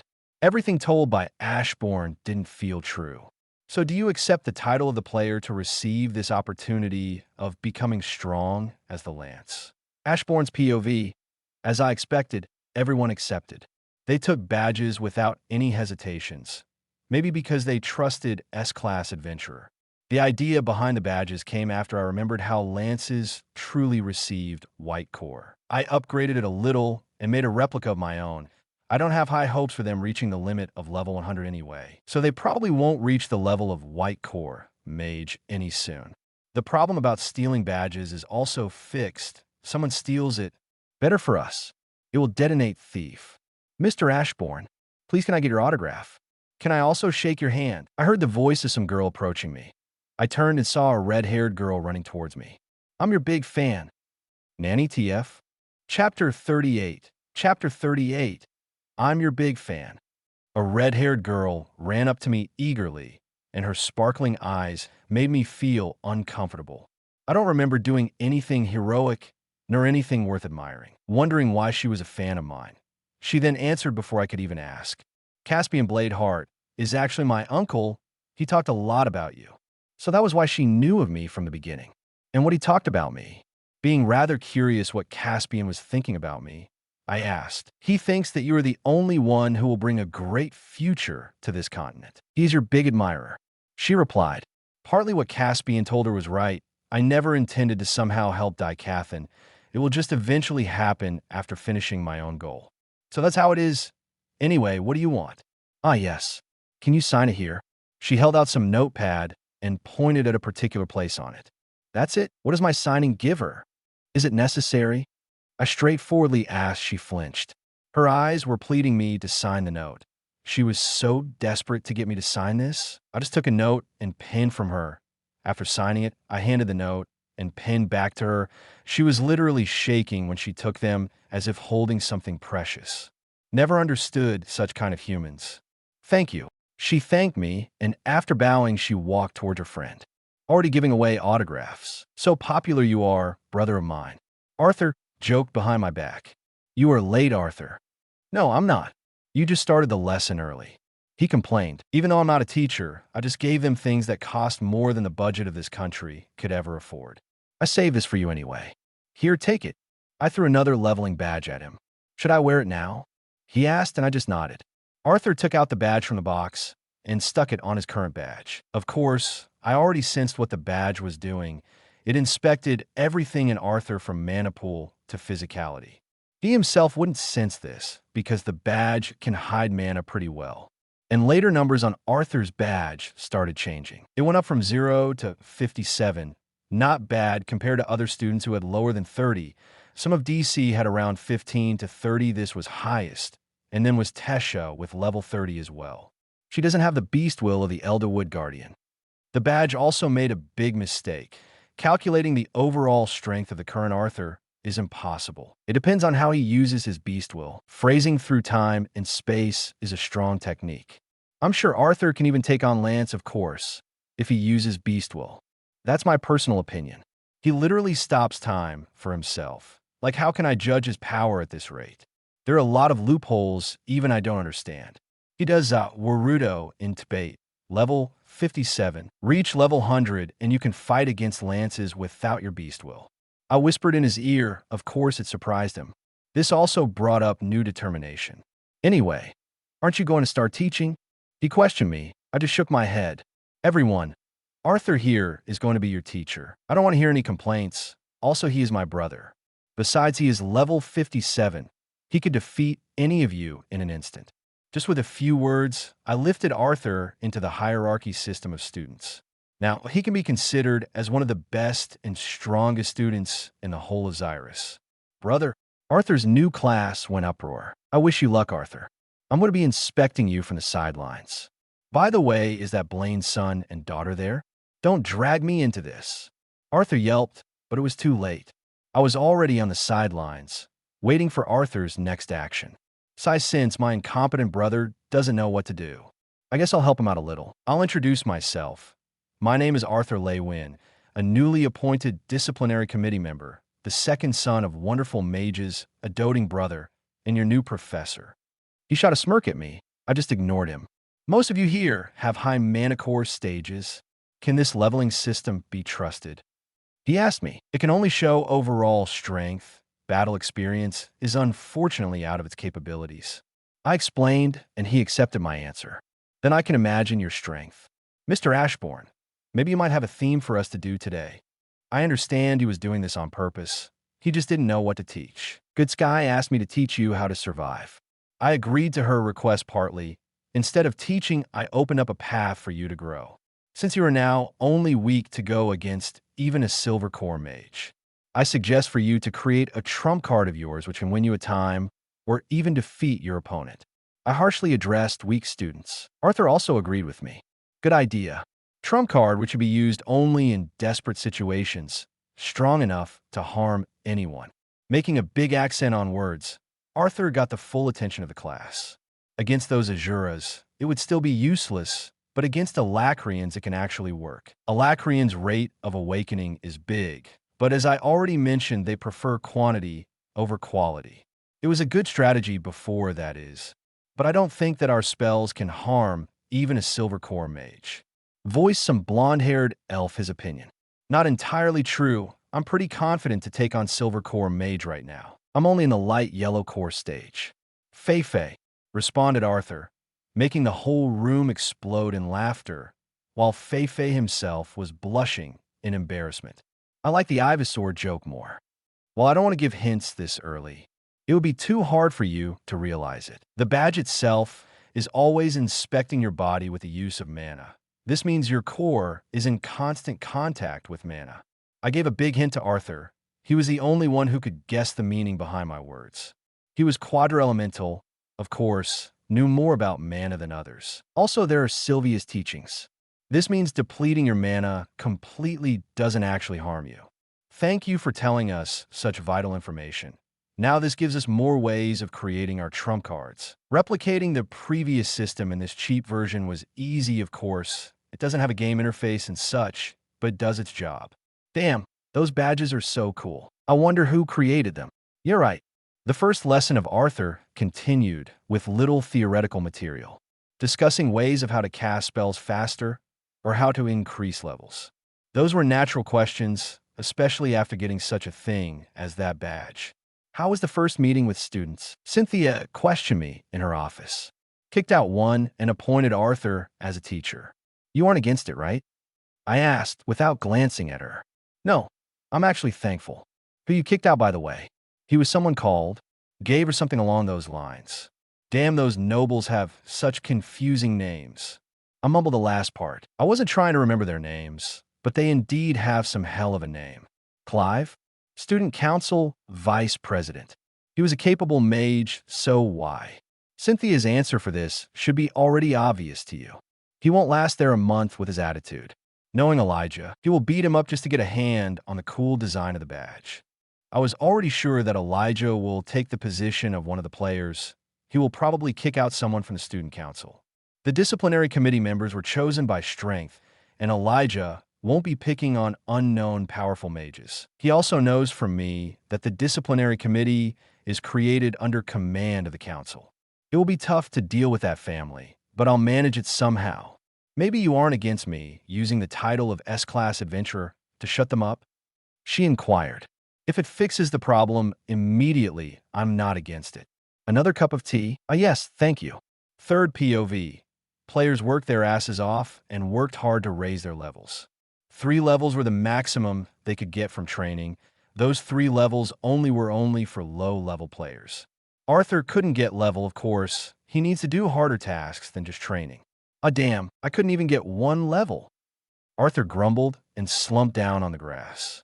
Art, you're already ahead of us by a large margin. Tesha sat down next to him while panting. Man, you complain about your level while we couldn't even scratch you. Arthur's old acquaintance, Prince Curtis, also joined the conversation. So annoying. Ash probably set up something for me in this badge. Grumbled Arthur and wanted to tear off the badge. Unfortunately, he couldn't because it wasn't his property. I think it's just harder to level up after a certain stage. Voiced Claire her opinion. Gotta agree. While Fei leveled up by 3, he stopped doing this on 20th level. We might need to do something harder, maybe actual battles? Teacher, what do you think? Theodore just recently started calling Arthur with the nickname of Teacher, just to tease him. Everyone already picked up this, right, after they realized how he hated his brother's actions. Got appointed as a teacher without any prior notice. For us, this is a good opportunity to get stronger. Always silent and expressionless sister of Curtis, Kathleen voiced. Everyone nodded at her. We need some serious opponents. While I don't want to steal all the experience from any of you, the best option might be fighting among each other. Theo proposed. Almost everyone agreed. So Arthur needs better opponents to level up. I remember someone grumbling about not needing this badge, but now is eager to fight just for some level. Just Ashborn's voice irritated Arthur, now teasing in addition to that. Come on, man, you set up things for me, right? Ranted Arthur, but saw Ashborn shaking his head. Obviously, the higher your level, the harder task you must fulfill to improve. That is simple logic for you players. Now you want to get some levels. You are receiving quest form badges. Go to the nearest battleground to hear instructions. With this said, Ashborn disappeared from the place. This might be a guys. We can get levels. Sorry guys, I don't have much time this week. Because I'm going abroad and writing on the phone while traveling isn't good. Not because of health, but because I just can't concentrate on writing. Anyway, even more interactions are coming, and slowly Ashborn becomes a little more talkative. Chapter 39. Chapter 39. Third POV. Right after Ashborn disappeared from his place, he appeared into a large, open battleground. There were some people already fighting, but Ashborn didn't mind at all. They might come in handy later. HM, that might be enough. He checked the size of the battleground, and it was enough to hold battles between his group. Now what to do with them? Ashborn asked himself, looking at other students doing spars, while some woman was flying on similar to Hawkeye the creature and observing them. She wasn't very strong, but comparing her to students would be as if comparing gold to dirt. She had experience in fighting that was noticeable, her posture, her way of observing. In addition to that, she had some defenses around Manicore, comparable to Jasmine, but still weaker. I haven't told them where exactly they should come, right? In that case, Ashborn will just wait. He can assign some of his soldiers to this task, but they weren't suitable. Imagine Baru training someone who can't do something from his first explanation. Without him around that, someone would lose their head. Well, here they come. Arthur with his class already arrived. Their expression showed determination. They want to level up so much. That's good. Thought Ashborn. HM, I don't remember having your class today, Claire. The female teacher who landed on the ground called out for Claire. We were told to come here. We should have some kind of quest here. Claire answered and looked around for Ashborn.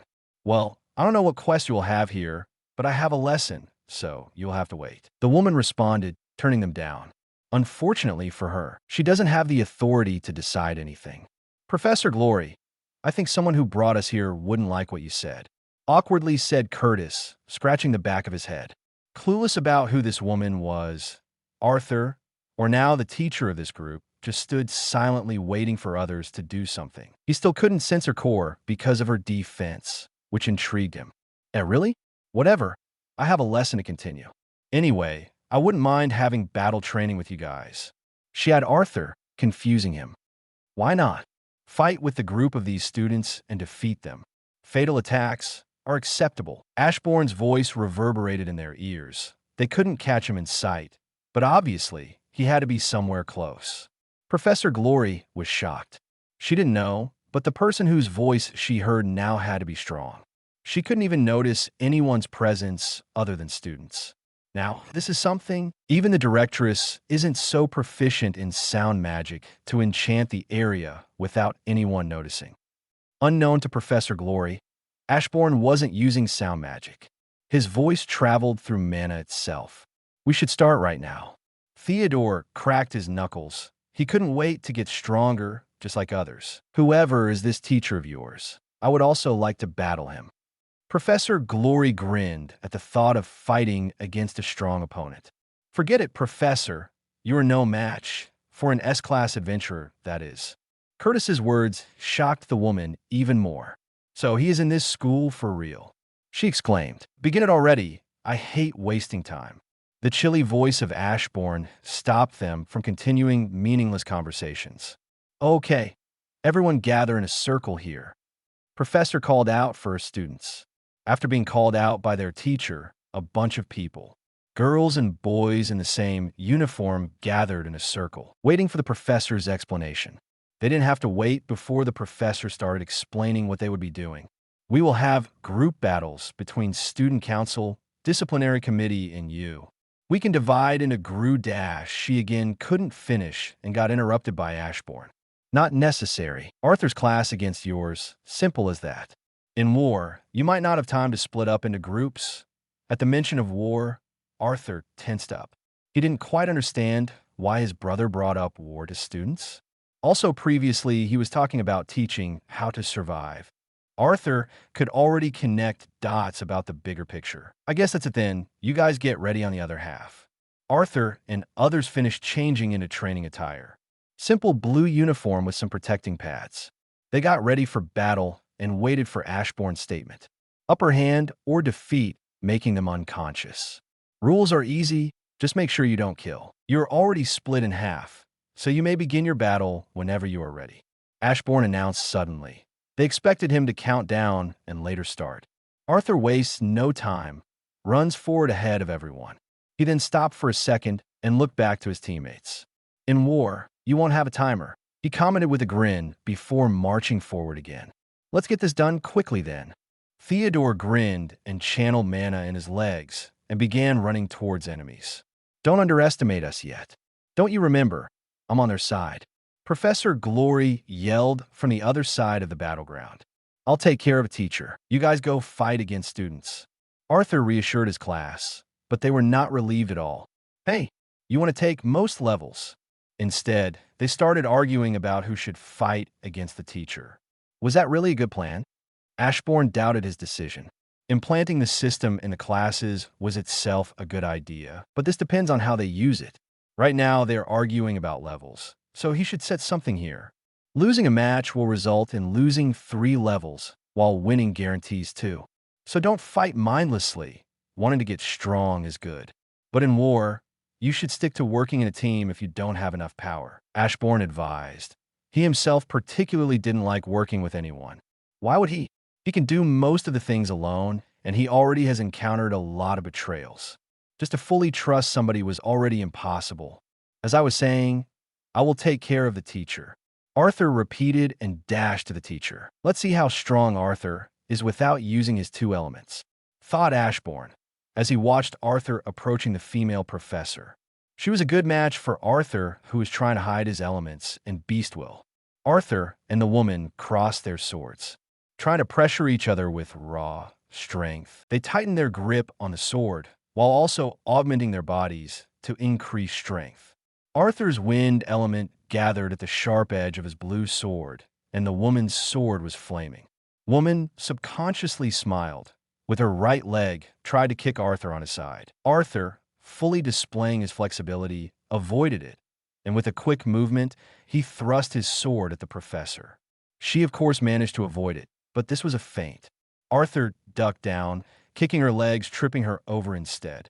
Glory immediately got up with the same grin she had before. What a monster you are, she addressed Arthur, who just chuckled in response. Yeah, I saw monsters bigger than me. Arthur, in these words, meant his brother, who didn't know what to feel about it. He indeed was a monster when it comes to strength. You have quite a few monsters in your class, too. Glory noted, glancing at other fights. Aside from Glory and Arthur, there were other battles going. Both DC and SC were utterly dominating enemies, without giving them time to catch their breaths. Even though some of the students were older than DC and SC members, they weren't strong enough to stand their ground. Try harder, are you a girl? Theodore yelled at some boy who was squeaking in fear.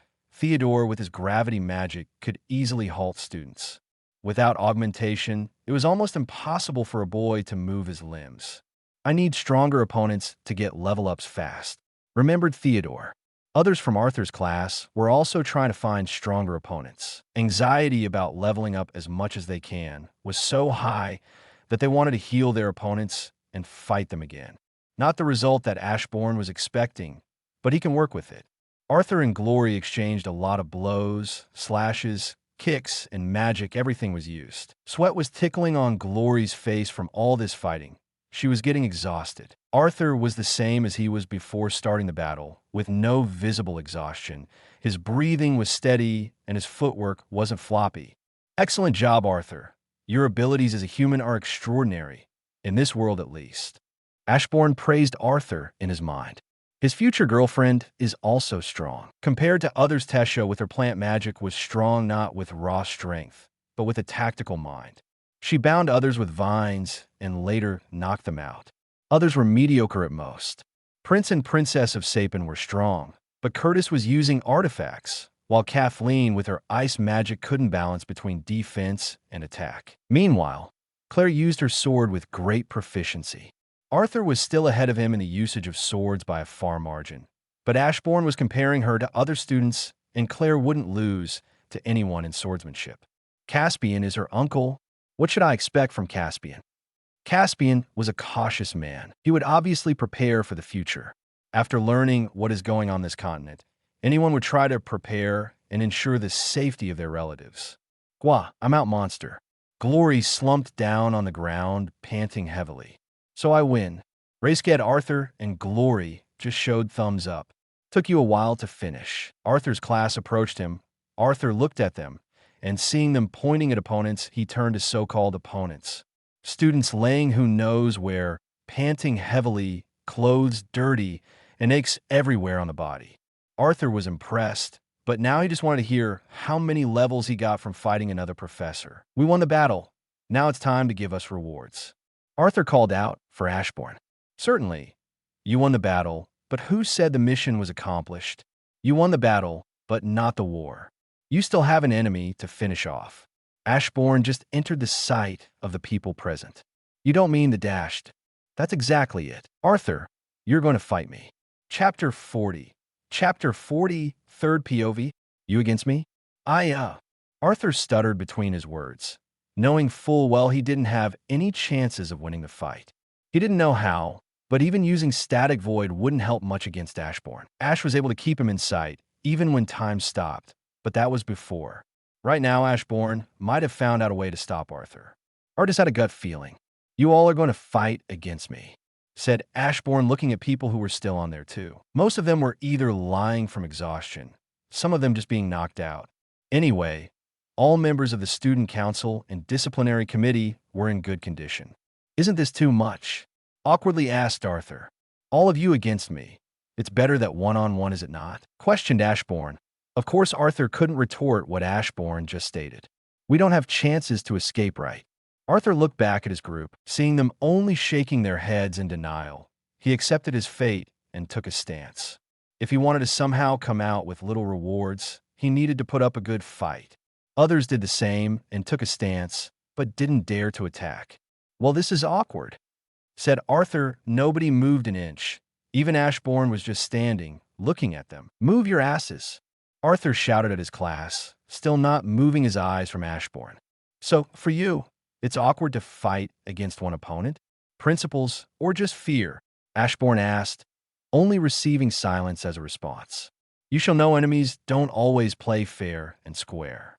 I might just attack you right now, Ashborn declared and lazily dashed towards Arthur. He's slow? Arthur questioned himself, but was answered immediately when Ashborn accelerated after a few steps. Arthur, watch out, Claire shouted at Arthur just when Ashborn was about to hit Arthur. He changed pace so quickly, noted Arthur, and swung his sword at his opponent. Ashborn saw small twitches in Arthur's muscles, and before Arthur could even fully swing his sword, Ash moved away. The attack couldn't even reach him. Arthur wasn't shaken from this, and augmenting his legs with mana, he jumped at Ashborn, preparing another slash. Ashborn, following Arthur's actions, also jumped towards him. Art slashed the sword again. Surprisingly, his brother followed the direction of swing. Arthur could clearly see in slow motion. Ashborn followed the attack's direction, avoiding tip hitting him. This created a great opening for Ashborn, since Arthur couldn't swing his sword again with the same speed and power. Of course, he took this opportunity and kicked Arthur's wrist, making his weapon fall out from his grip. Fortunately, Art immediately jumped back from the place. I have to admit, even in close combat, I have zero chances. I need your help, guys, said Arthur, picking up his sword. We had to begin from this, grinned Theodore, and took a stance with fists clenched. Both the disciplinary committee and students' council lined up next to Arthur, making them easy targets for Ashborn. Maybe if he informed them about him being the type of mage who doesn't care about classification, maybe then they wouldn't do this. You are making yourself an easy target for conjurers.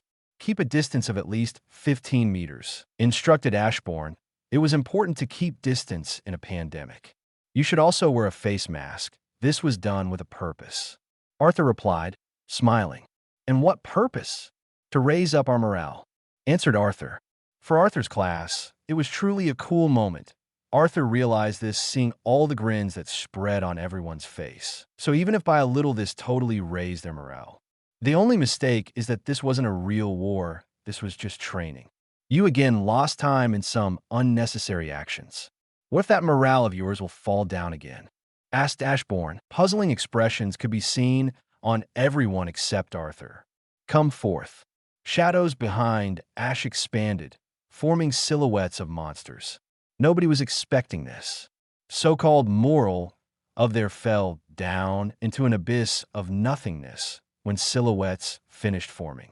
5 black ants with purple eyes, one of them having a humanoid body structure. Arthur himself was shocked. Is this illusion? Maybe he used a water element and created an illusion from mist. All questions alike completely filled Arthur's mind. Others were no exception. All of them wondered what kind of magic S-class adventure he used. If you think that this is an illusion, you are wrong, Ashborn stated them, knowing their current thought process. They're solid enough to cut any mana beast. Ash put his hand on a certain humanoid ant's shoulder. Your command?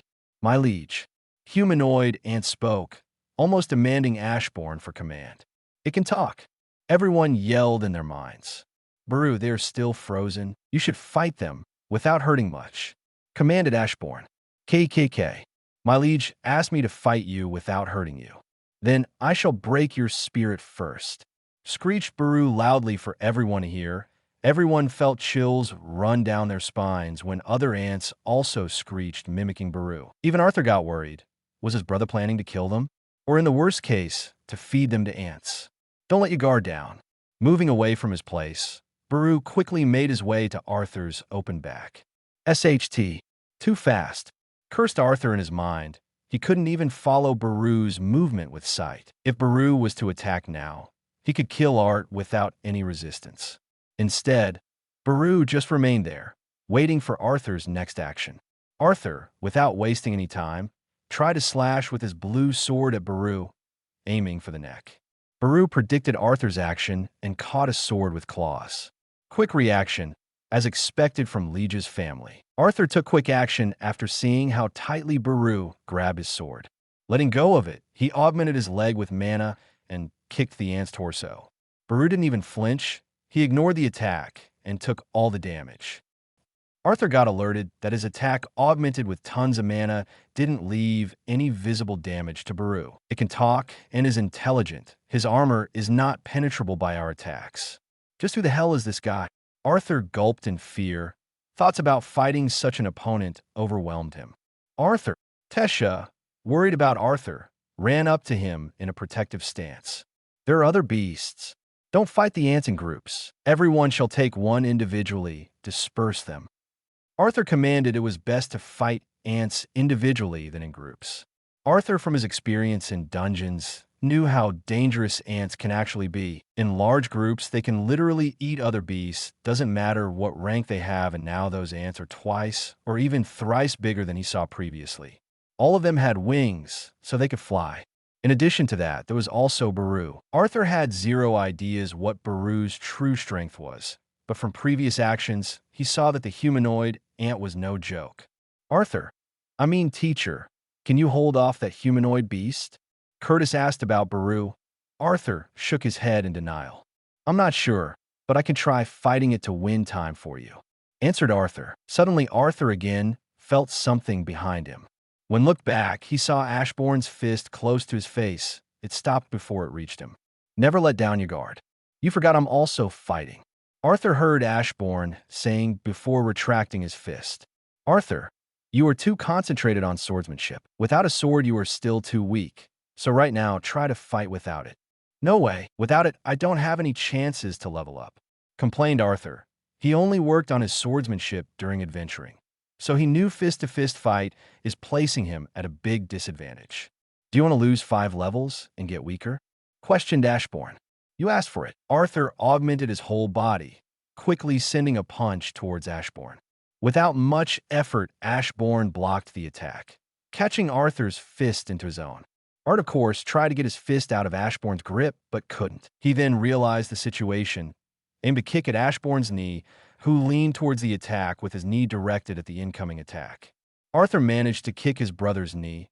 Unfortunately, he hurt himself more than Ash. Eugeha. Arthur received a blow to his stomach from Ashborn. Arthur choked out his own saliva. All the air in his lung also came out from the impact. Arthur fell down on his knees, while Ashborn was still holding his hand, already incapable of continuing fighting. Ashborn looked down on Arthur with apathetic eyes. Hey, are you fucking killing me? Barely managing to make his words come out from his mouth, Arthur choked out. I won't let you die. I'm just training you, or you might say I'm preparing you, responded Ashborn, still with the same apathetic eyes. As I said, you are concentrating too much on swordsmanship. Look, without a sword, you are nothing. Without you, your own comrades are nothing. Should you just lay there pathetically and watch your comrades die? Why are you still holding back when you already received this much attention? Arthur, use all the force you've got. Surpass your limits. At least somehow make way for your comrades to escape in one piece or save yourself. advised Ashborn. It was more of a reminder to Arthur. Arthur wasn't simple. Ashborn knew that full well. He might not take every piece of advice to heart, but this might give him the necessary push to get strong. Attack me again, this time with everything you've got, stated Ashborn, letting go of Arthur's hand and taking a stance. Seriousness was emitting from his expression. Everything I've got, huh? Arthur stood up, finally inhaling air in his lungs. He also took a stance. His previous misty eyes now could clearly see Ashborn. Static void. Using his dragon will, Arthur, unknown to him, manipulated an element ether.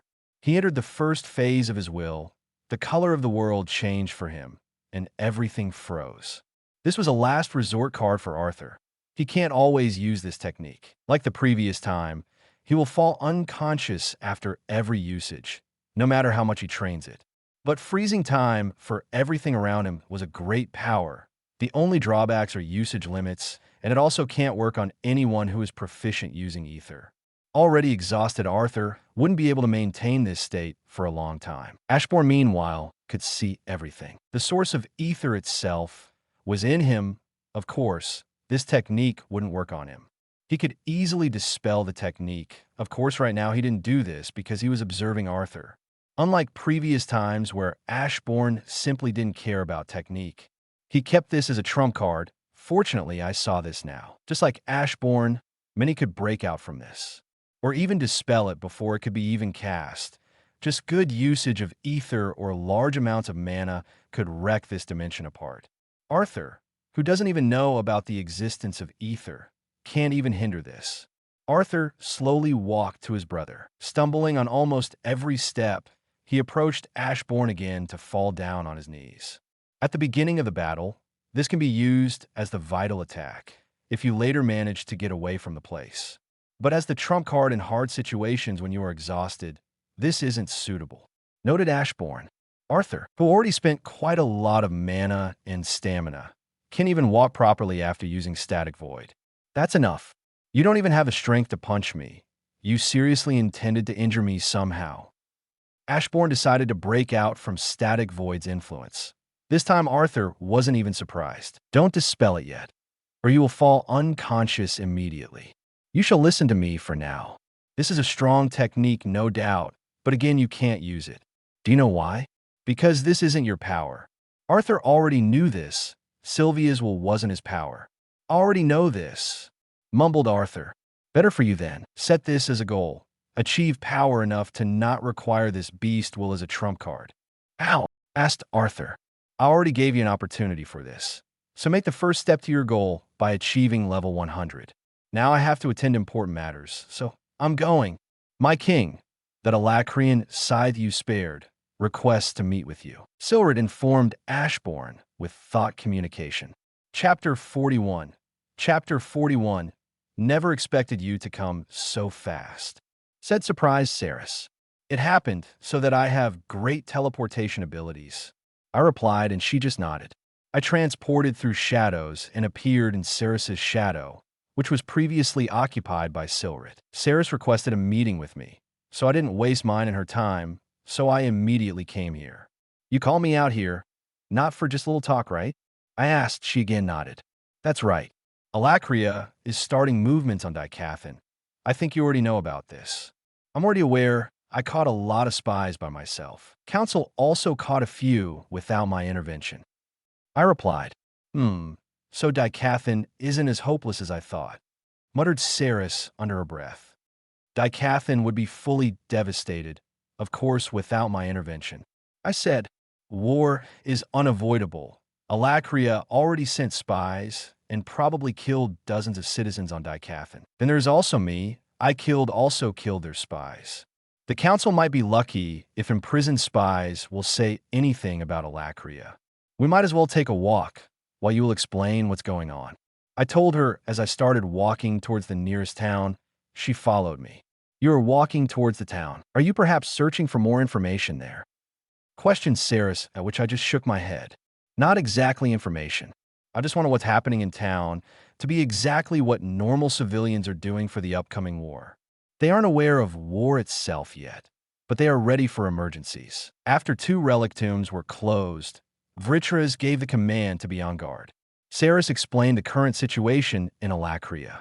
I have to admit, those Vrithras of yours really did make a good job forming the country. I praised them loudly for Saris to hear. Indeed, but they sacrificed a lot of Alacrians from their experiments. They injected their own blood into citizens. I'm actually one of them. This topic should have angered her, but she was rather calm. Is this why you have similar mana signature to beasts? I tilted my head and asked, should I take this as an insult? Never mind, I already know the answer. Then do you want Alakria to be freed from Vrithras? This was the last question I wanted to ask her. That was my desire from the beginning. Already know, so I want to ask how. When you said that you were doing your own investigation in the dungeon. Also, your former servant told me a lot of things. Silward informed me about many things, including information about Saris and what was she doing. Silward told you, so he is under your full control. Just who are you really? She narrowed her eyes at me. I'm human, just different from others. Technically, that was the whole truth, and I told her so. We're going to do if Alacrian spies organize attack in Sapin Kingdom. Saris asked after catching a small town in her sight. I will repay with little surprise, but it will be 10 times worse, if not even more. I answered, quickening my pace towards town. You aren't going to kill innocent, are you? I shook my head in denial of her question. I have no reasons to kill innocent. Such provocations aren't my style. Then what is your style? I'm not getting tired of her questions. Eliminating core of the problem itself, to not waste time. I answered her again. She put her hands on her chin. After some time of thinking, she asked me again. Why aren't you doing it now? I'm sure enough you can defeat Agrona, with your control over souls. Saris commented. I raised my brow at this. How do you know that I'm stronger than Agrona? You can seal the space, nullifying any teleportation spells. Then there's also Silrit that you turned into your servant, and in the process making him even stronger. I just know that there isn't anyone who could do the same. Even Agrona himself isn't capable of that. She answered with a trembling voice. Good deduction. I'll answer this. I hope there won't be any other questions. I just want to minimize consequences. I'm not going to underestimate anyone yet. This ether of yours is a higher element than mana. It shouldn't be underestimated anyhow, knowing from where it's coming. I could see the confused expression of Saris. And those Azuras with Vrithras can influence ether. This is why I'm not making any actions now. I added, and we finally approached the entrance of the town. You're knowledgeable about ether. That's to be expected. Saris mumbled. Now, since we arrived at our destination, tell me what you wanted to inform me about. We stepped inside the town. The town was a small one, so it didn't have guards. As I said, Vrithras are taking action. They already finished the first phase of the plan, gathering enough mutated beasts in dungeons. Second phase is to set up teleportation gates in the deepest dungeons. This way they will create a foothold there. Later they will control mutated mana beasts to rampage outside of the dungeons. Explained Saris. Great plan. Council totally wouldn't expect an attack from here, since Beast Glades is under my jurisdiction. Surprisingly, Saris chuckled at this. Plan got ruined before it was even used. Her laugh was creepy. Anything other than this I should be aware of? If not, then I'm going. I got stop her before I could merge with my shadow. Yes, I'm not sure, but I think the child of the Indrath clan is in Xyrus. Intrigued about what she said, I turned to her. Indrath is one of the 8 Azuran clans. Princess of Indrath clan and Agrona had a deep relationship, as I know. After Lady Sylvia escaped Agrona's grasp, she ran away with the child, and the last time was located in Beast Glades. One of the sides mentioned auburn-haired boy with her. The boy's description is exactly like yours. Saris related. So that was her, huh? I remembered my pitiful battle of the Great Mountains and the moment when someone tried to penetrate my mind. I think I know who that child is. Who would have thought that Sylvie was a princess of the Azuran clan and same-time princess of the Vrithra clan? So, you had contact with Lady Sylvia's child. I don't know about Lady Sylvia herself, since Agrona classified every piece of information, even from Scythes, but I suspect she is dead. Scythe Cadale also hasn't told me anything. Other than this, I don't have anything to inform you about, but I might have a little request. She said, what request? At least, I should listen to her. instead of declining instantly. Can you guarantee me the safety of my people? People of Alakria. Her serious expression is one thing to mimic. As I said, I'm not annihilating the continent of Alakria. You shall not worry about this matter. I responded. Doesn't reassure me at all, mumbled Saris. You don't fully trust me. That's only natural. With that said, I glanced at her last time before I merged with my shadow. My liege, I completed your task. Boru bowed down. I looked at Lang's students around the battleground. I even sweat dropped at the scene. Did Baru drag them on the ground face down? Their uniforms weren't damaged, but all of them were super dirted. Previously blue uniforms were now dirty brown. I defeated them without leaving any visible damage. Just as you tasked me, my liege. Baru boasted, waiting for praise. What about mental damage? I facepalmed. Baru widened his eyes and buried his hand in the ground as an apology. Sigh, whatever. Today's session is done. You may all go. Not that anyone could stand up or walk. Also, congratulations. You all managed to level up. I clapped a few times, and their levels increased, mostly by 1 or 2. Their exhaustion visibly vanished. I could see this from their surprised faces. That was also the effect of level up. Badge inserted quite an amount of mana in them. Whoa, Art, you got 3 levels, exclaimed Tesha after seeing Arthur's badge. And not fair. He was the highest of all of us. It should be harder for him to level up, groaned Curtis, Blaine's son. Everything was distributed fairly. The stronger opponent you fought, more levels you get. Arthur fought against me and against Baru, even though he couldn't defeat both of us. I got levels? I don't remember. I was sleeping. After entering the first phase of his beast, Arthur fell unconscious. I feel so strong. I think I can take on a horde of mana beasts, shouted some blonde-haired elf. You'll get to fight them a lot from now on. My soldiers are also very impatient. My sinister voice made them tremble. I think you shall hurry up. I never said you could skip other classes. I told them. They left after groaning. How was the progress? Good Sky asked me while sipping tea. If they could get field experience, it would be great, but I can't force them to kill. I responded also while sipping tea. Yes. We can't force students to dirty their hands. At last, not yet.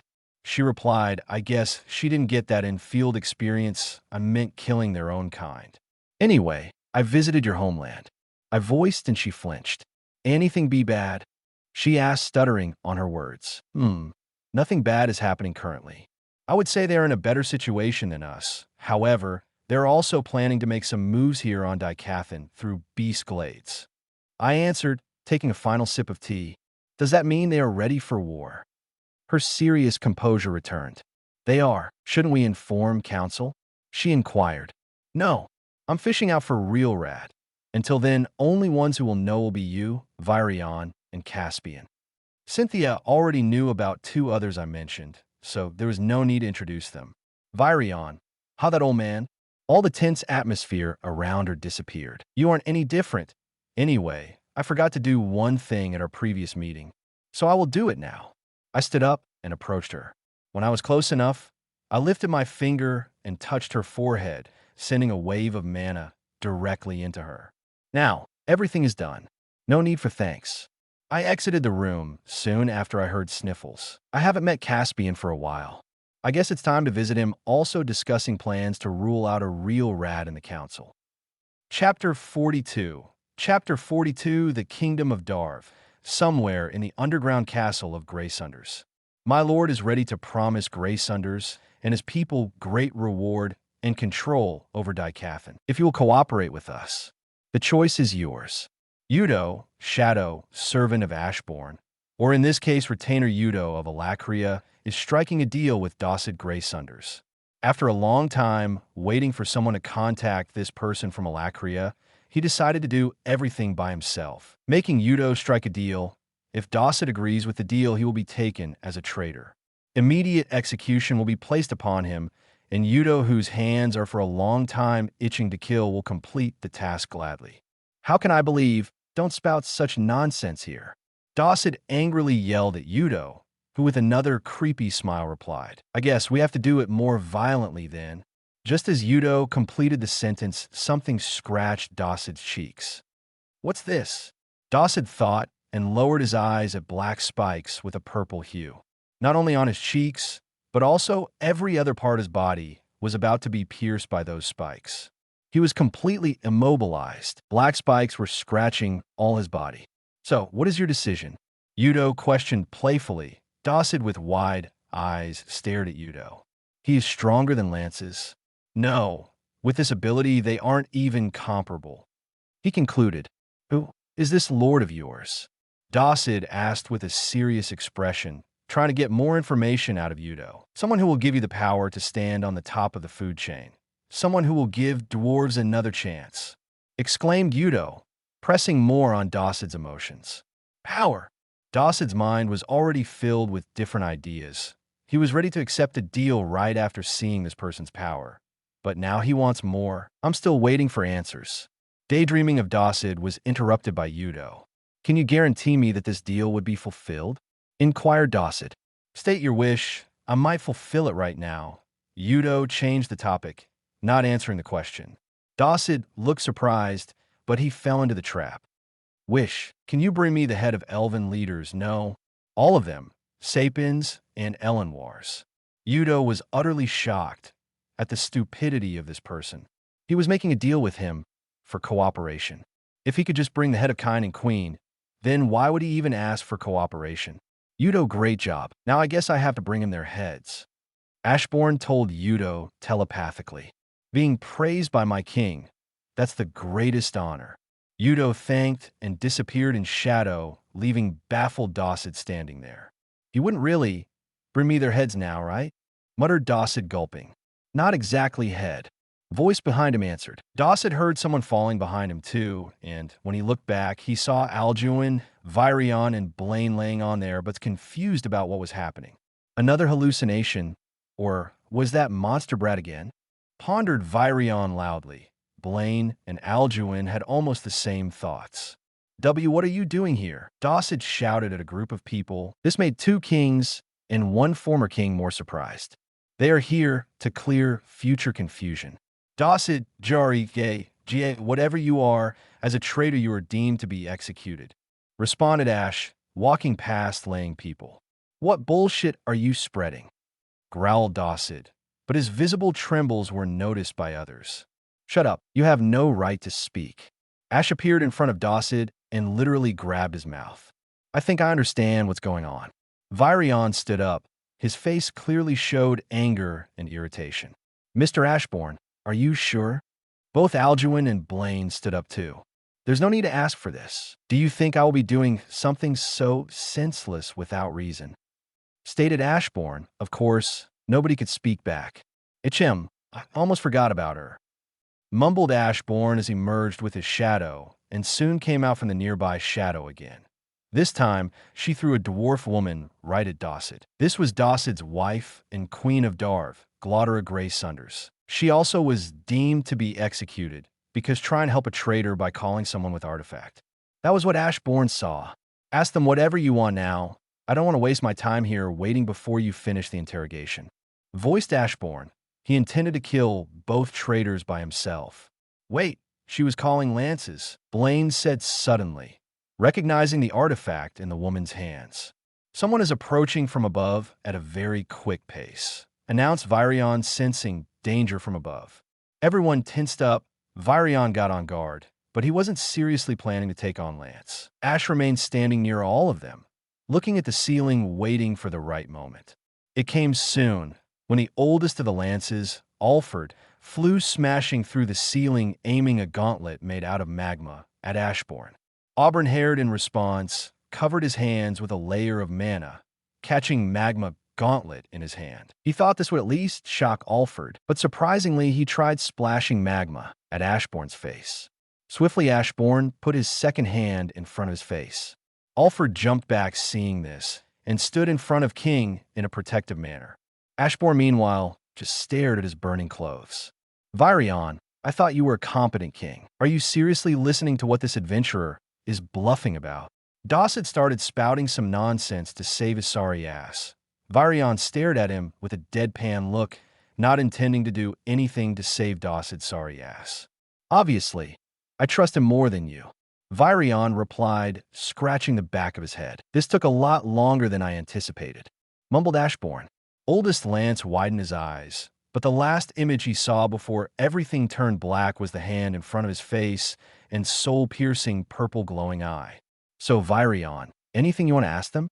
Ashborn glanced at Virion. Was there another continent involved? At which Ashborn shook his head in denial. There wasn't exactly contact from different continents. Then can you keep Glotera alive? We can't exactly appoint someone as leader of Darv like this now. We need her for reasons. Just her being alive is enough. Virion requested. Ashborn got what he meant and decided to keep her alive. All right, the next moment, the terrified Shorty King was laying on the ground dead. Her wife was also petrified from the scene. She was too afraid to even scream, while Alfred was unconscious. Will you stay in Darv, or should I transport you back? Asked Ashborn. They just shook their heads. Situation must be explained, but I'll be glad if we had other lances with us. Virion told Ashborn. Then you don't have to worry. Ashborn tasked his shadows to protect kings. Also, I'm going to interrogate this one here. Ashborn looked over at unconscious Alfred and transferred him into a shadow. Alfred, in front of others, mysteriously fell down into the shadow. Nobody questioned what was happening anyway. Ugh, that hurt. Alfred woke up after a short slumber. Ashborn forcefully awakened him to finish interrogation quickly. You have questions to answer. Alfred looked at the voice to see the same person who knocked him out. Why you are that person? He exclaimed, pointing at Ashborn. This wasn't how the highest-ranking soldier should act, but Ashborn didn't mind it, since his reaction was natural. You had too many openings when trying to protect your king. Was that intentional? Ashborn's question confused Alfred at first, but after remembering what actually happened there, he widened his eyes. So if it was seeing man's reaction, Ashborn noted. Some kind of dispute between you?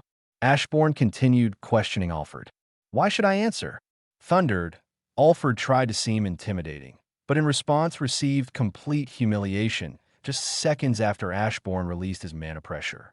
Should I repeat my question? Ashborn asked, already kneeling Alfred. He wasn't a good king. Old Fred avoided directly answering the question, but it was already enough for Ashborn. He concluded that Alfred wanted Dossid dead. Do you perhaps know who is the candidate for leading Darv after Dossid? Elder Radius. Ashborn raised a brow at this. He almost heard Alfred saying father. That was it. Ashborn realized the whole scenario of what was happening in Darv. Radius, apparently the elder, wanted to take over Darv. So here comes this lance, who is his son. Alfred wanted Dossid dead for his father to get the position of leader. I know this isn't exactly what happened. Keep in mind these are just early conclusions. And grumble about why other races look down on dwarves, I see why. Ashborn's insult made Alfred clench his fists in anger. You're dismissed now. Go visit your elders. Ashborn disappeared from Alfred's sight in a blur. Haven't visited you for a long time, Caspian. Ashborn announced his presence to Caspian. Ah, yes, Mr. Ashborn. We haven't seen each other since your sister's birthday. Responding, Caspian put his hand forward for a handshake, which Ashborn accepted. I had something to do in Xyrus Academy. I also met your niece there. Said Ashborn. Oh, you met with Claire? She's a big fan of yours, haha. Said Caspian, followed with an awkward laugh from him. I'm aware. She also said the same about you. Ashborn tried to tease and almost made Caspian embarrassed. That little. She isn't wrong, though. You can also count me as one of your big fans. Caspian confirmed Claire's words. So anything that has to be discussed with me? Ashborn returned to the main topic. Yes, we caught a few spies. Since they refused to speak, we suppose they are from another continent. One of them tried to cooperate with us, but after saying one word he died for unknown reasons. In addition to that, we found a way to identify spies. They have some strange markings on their backs, few artificers. Even Gideon himself also are trying to learn more about those marks. That's what we got at the moment. Caspian reported, impressing Ashborn from a lot of information gathered in a short amount of time.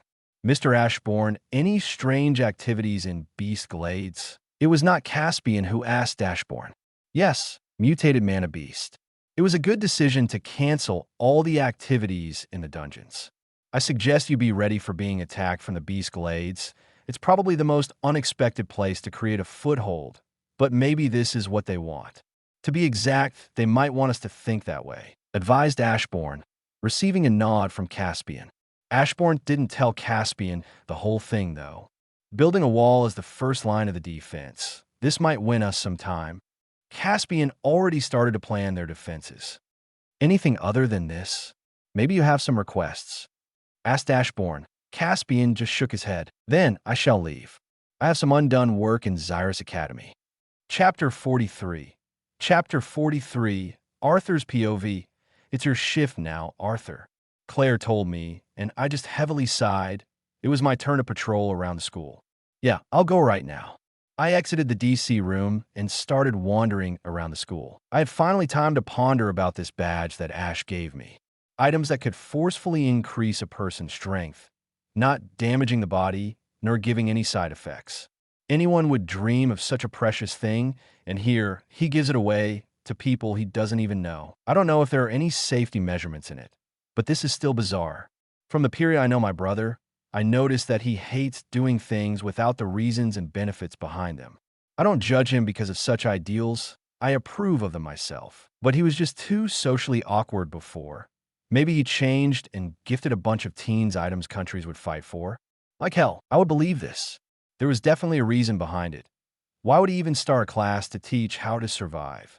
Director may have had hands in this matter, but Ash was always doing things on his own. He had the strength, and mainly those black soldiers' illusions or not, all of them were solid and fought against other students with ease. That humanoid ant, meanwhile, could wreck us in seconds, but it complied with Ash's commands, which either meant it has personality or Ash played with illusion. I never heard of such magic, so Ash could have created something from his own experience. While many similar thoughts flooded my mind, I almost forgot about my duty of patrolling school grounds. Psst. Silence. Someone is coming. I heard someone whispering near the corner of the building. I walked toward sounds, and when I turned to the corner to see someone aiming a punch in my face, I on instinct ducked underneath. Shit, it's a DC officer. One who attacked me cursed after viewing my attire. It was just some noble black-haired boy from what I could see. Before he could run away, I caught him by the collar and didn't let him go. Behind him was another bunch of students. They looked shocked and were trying to cover something behind their backs. Let me go, you bastard, yelled black-haired boy. Without words, I let him go but knocked him down with a kick on his feet. Attacking a DC officer without initiative on duel is strictly prohibited. You will get punishment nonetheless. Now, what are you hiding? I turned to three boys. They gritted their teeth at me and pulling their hands forward and started casting spells. Why did I even agree to this job? I questioned myself. If I knew about Ash creating his own class, I would refuse Cynthia's offer and take on my brother's. But that old hag played a trick on me. Take this. One of the boys shouted and threw some fireball towards me, which I blocked with an augmented palm. Sorry, I don't have time to play around. Before others could finish their spells, I dashed behind them, bonking on their heads, knocking all of them out in an instant. Now it's time to notify others and take you to custody. I told them and activated a special dagger we DC members received. While I was waiting for the other committee members to arrive, I kept my eyes on unconscious students. In the process, I couldn't help but wonder why humans hate other races so much, especially those nobles. Every day, there were new cases which could be considered as discrimination. Nothing new, to be honest. Arthur. Anything happened? Curtis arrived with his bond quickly after receiving the signal. I just pointed at laying people and pieces of art on the wall for him to understand the situation.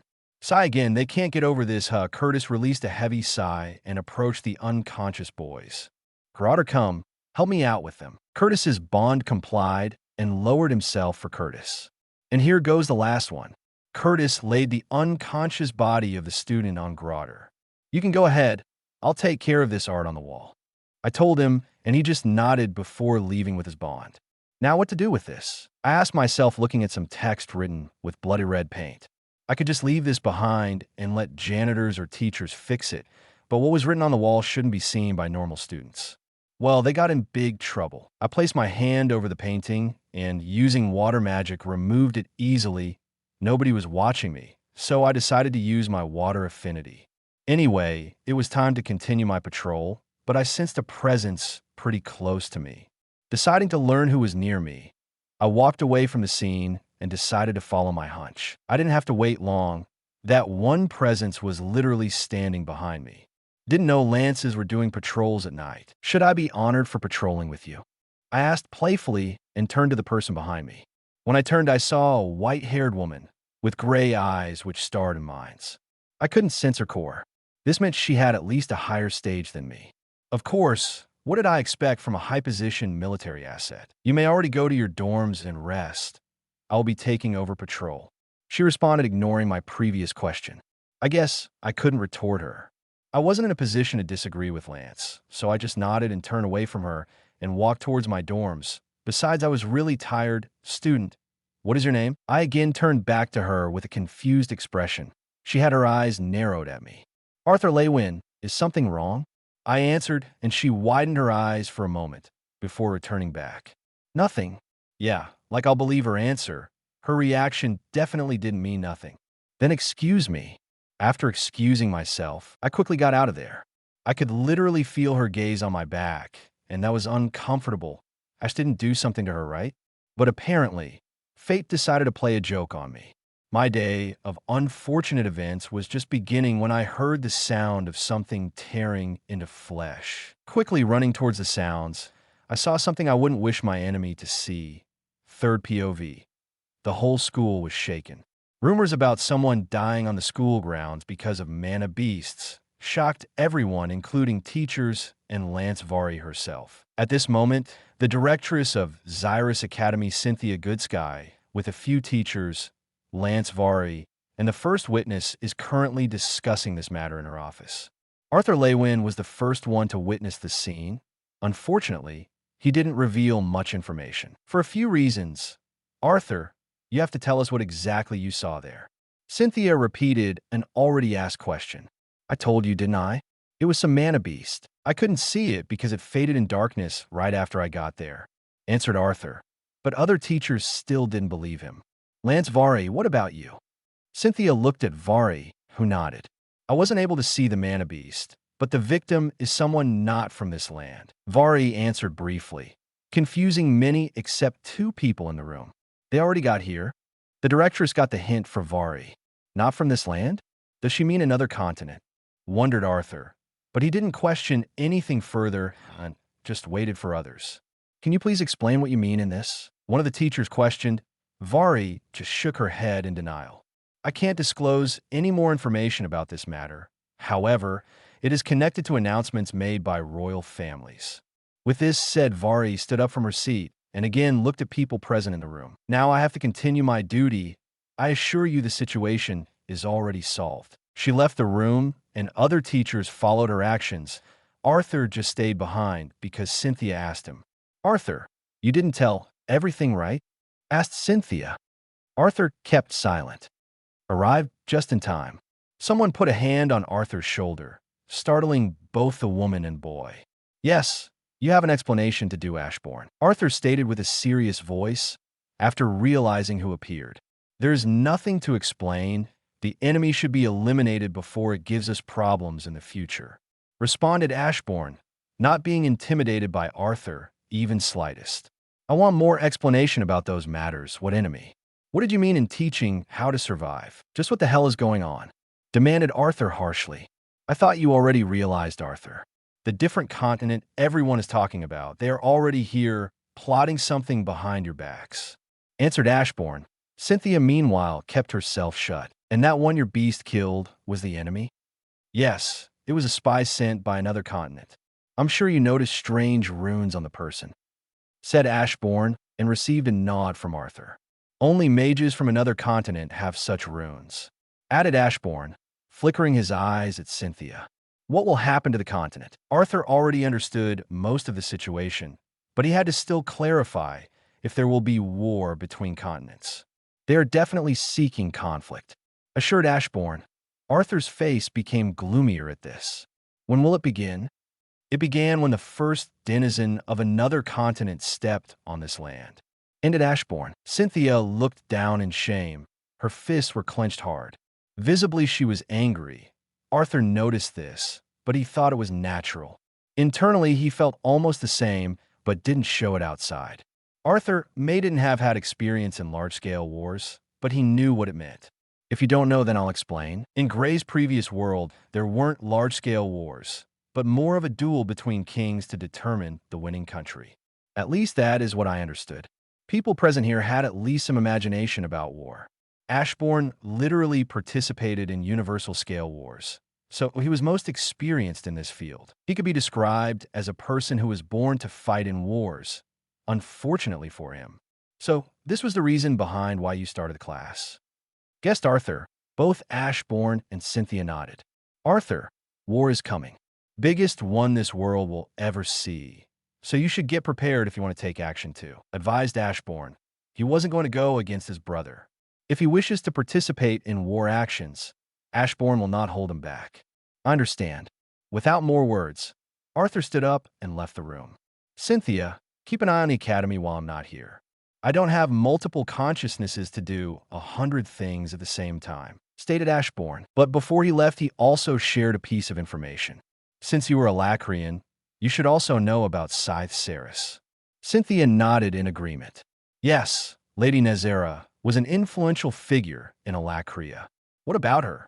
Asked Cynthia.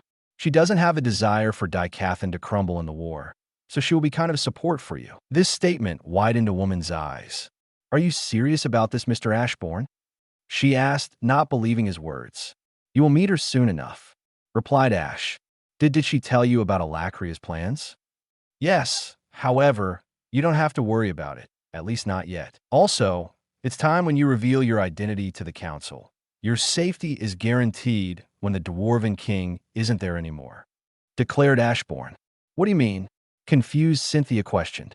Exactly what I said. Dosset is dead. He was executed directly by me.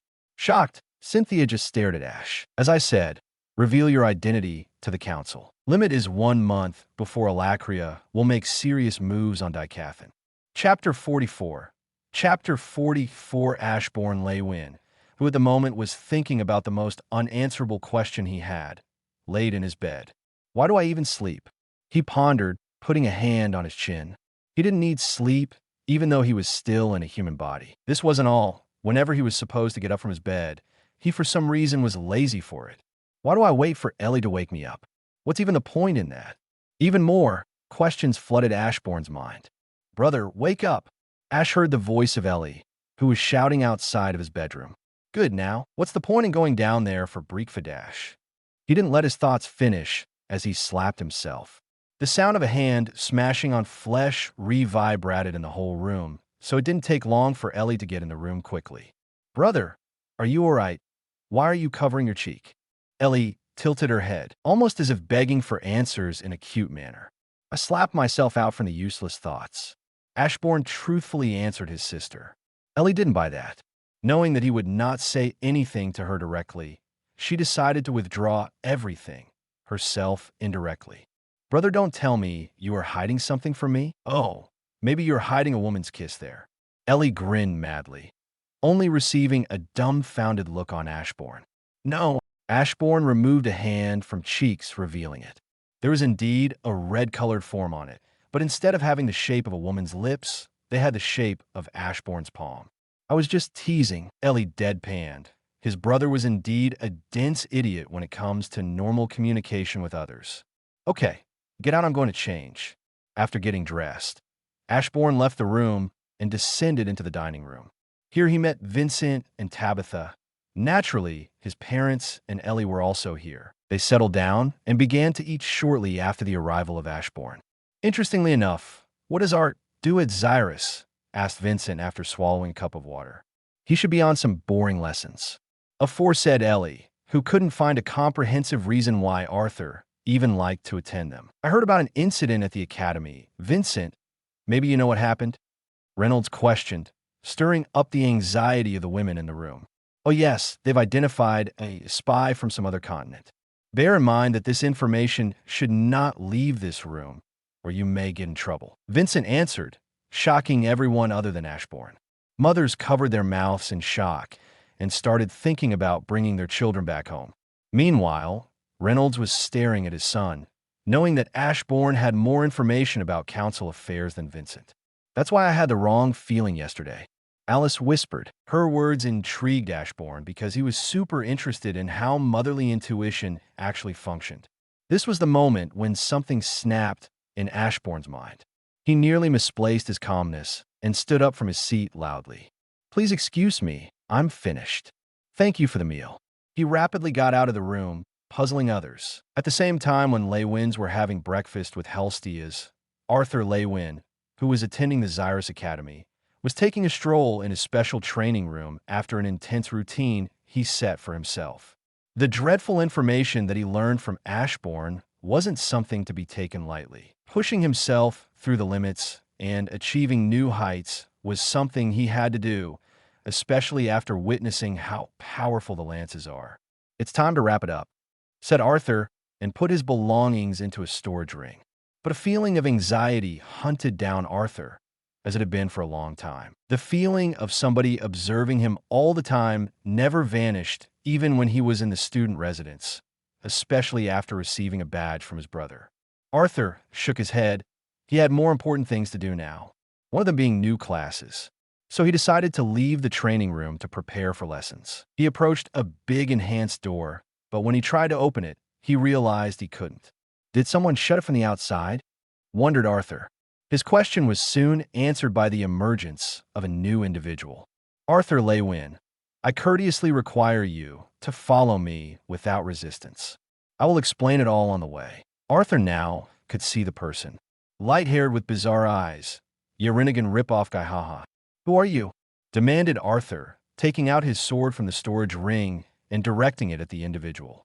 "By my friends and brethren, I go by Winsome.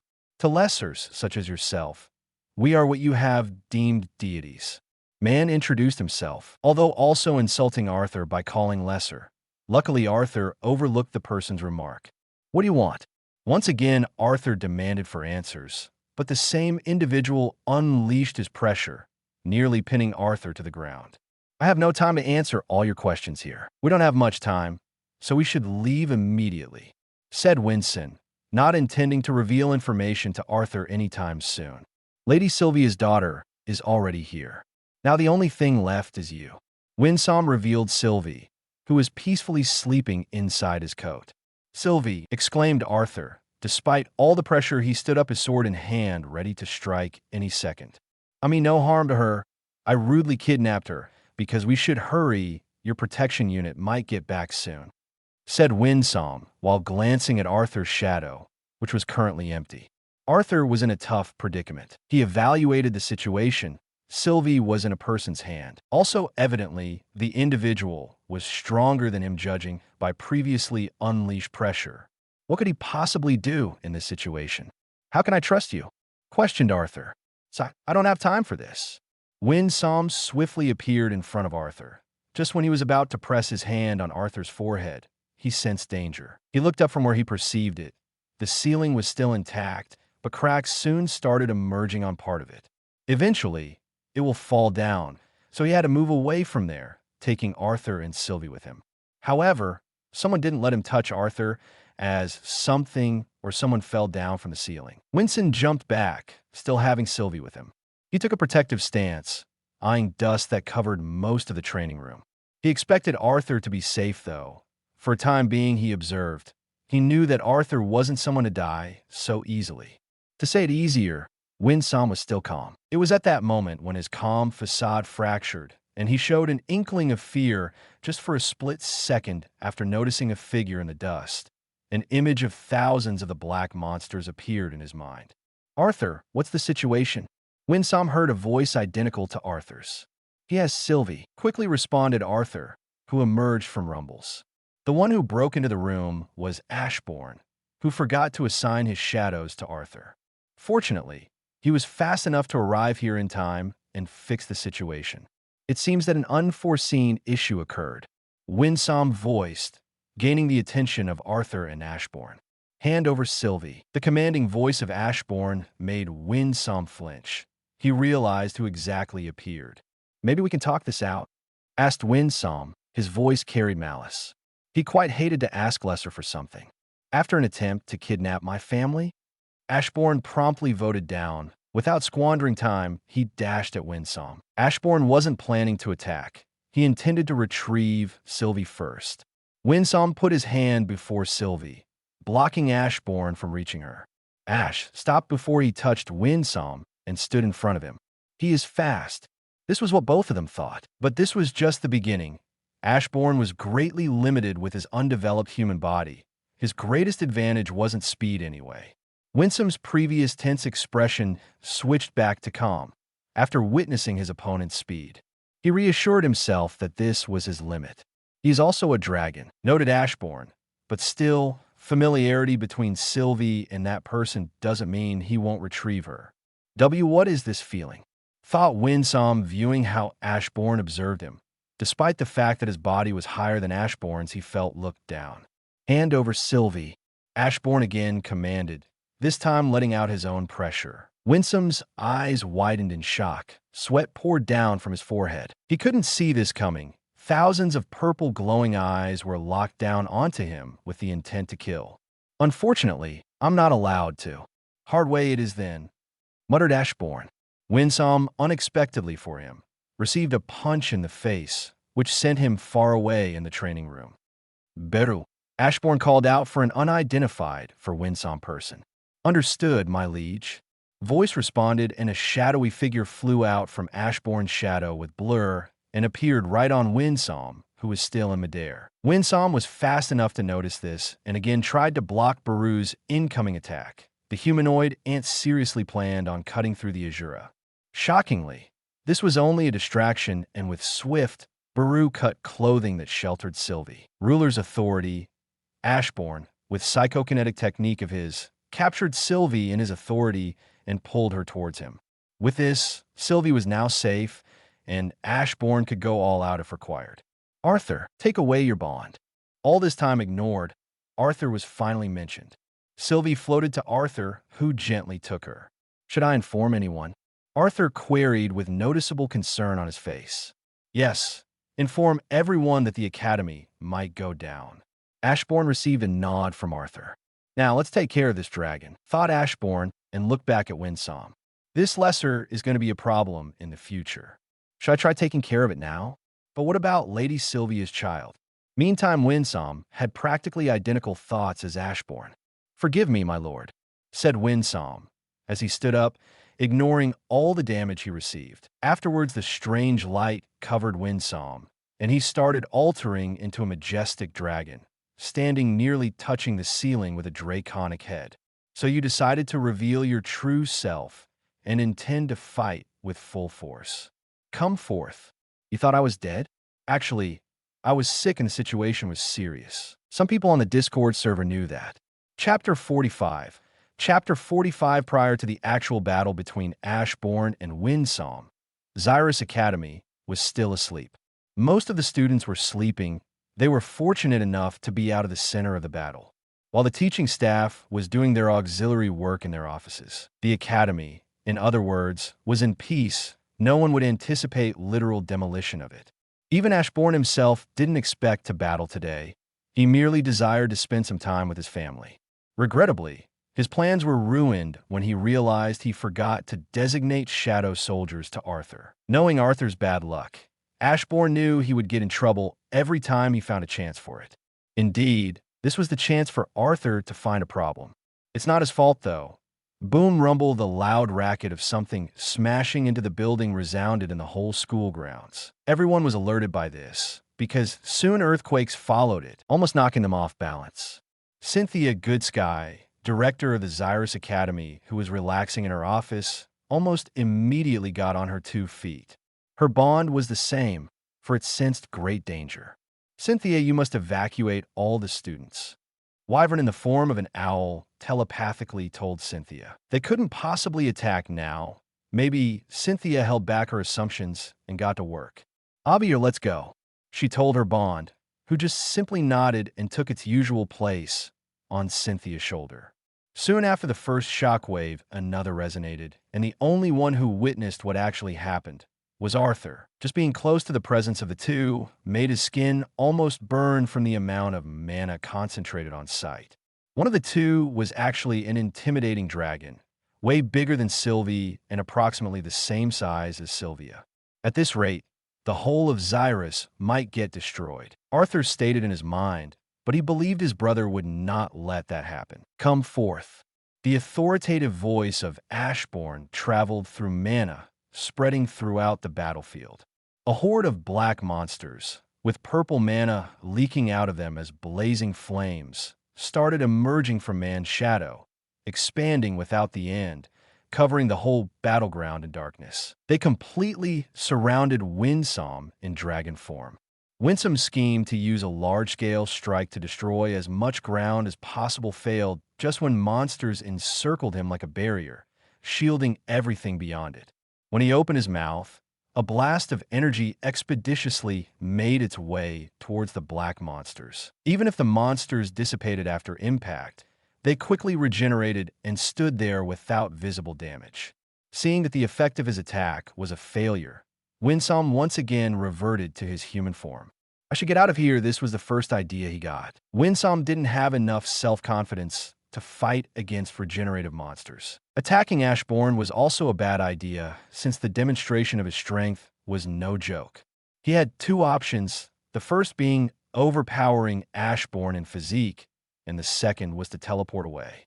The second was the best option, given that he didn't have the slightest idea of what Ashborn was truly capable of. So he decided to go with it. Sadly for him, when he attempted to teleport, he felt that the space currently he is in was separated from the real world. Ashborn coated space with a barrier spreading his mana in it, to root out every magic which used ambient mana. To bypass the effect of the barrier, a person must apply his own internal mana, which as well shall be denser than Ashborn's. Winsome entered Realm Heart. He then saw it. Mana and ether surrounding him were nowhere to be found. Rather of it, there was purple-colored mana, with nature so dark that made Winsome want to vomit. Who doesn't know? Realm Heart is like power up to better sense and see mana and ether surrounding an individual. This helps to better utilize mana and ether arts. Who is this person? Even in his mind, Winsome managed to stutter. The thought of fighting an Azura never crossed his mind, due to the fact that the person in front of him didn't have the identical presence as them. But Ashborn was as strong as Azura, or even stronger. Now, this only left the first option for Winsome. He zoomed across the remaining space in the battlefield at breakneck speed and promptly arrived next to Ashborn. This did have some impact on Ashborn. He was in fact surprised how fast Winsome closed the distance between them.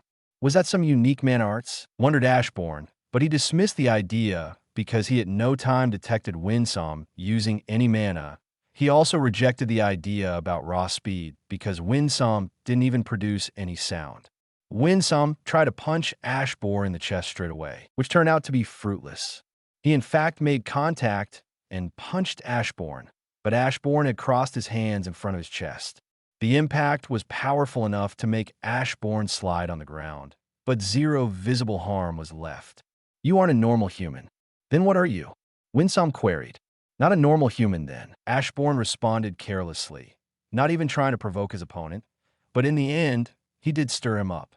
Winsome again used the same method to swiftly arrive in front of Ashborn.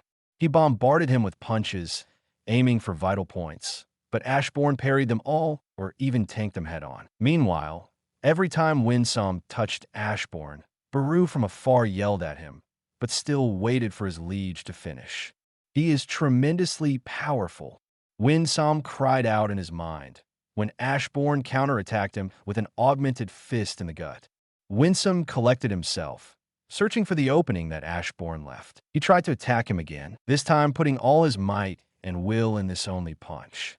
He enhanced his hand with a large amount of mana, intending to end it all here. But he got dismayed when Ashborn vanished from his position without any sounds. Don't mind me if I use a similar technique. A voice rang out behind his back. It was Ashborn, who used practically identical to Winsome technique, concealing himself completely from anybody who can sense mana, Winsome being no exception. This is how they fight, huh? Ashborn was stunned. Minor things he formerly didn't care about, in reality, had really huge effects in battle. What he calls now the human way of fighting exploiting anything, every smallest aspect, such as sounds, mana output. Some even use illusions to confuse opponents. It was what Ashborn used now.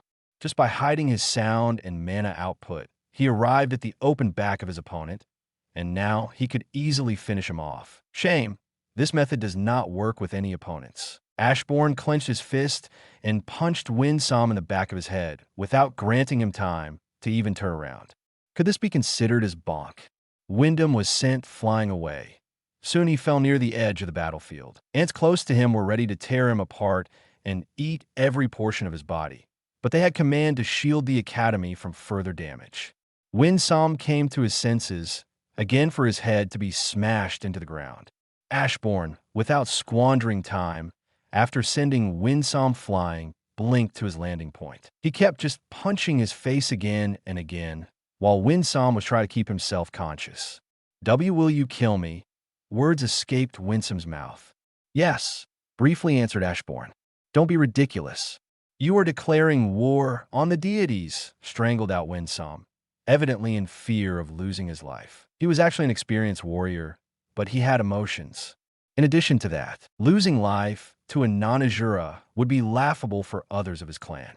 They'll meet and greet the same fate as you. Ashborn rejected him, and with the final punch, he misshapen Winsome's skull, killing him in an instant. Huff! Ashborn's human body felt a little tired after this fight.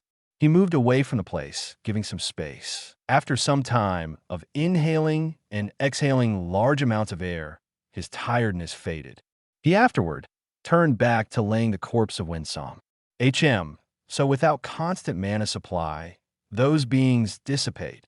Ashborn concluded, witnessing the scene in front of him.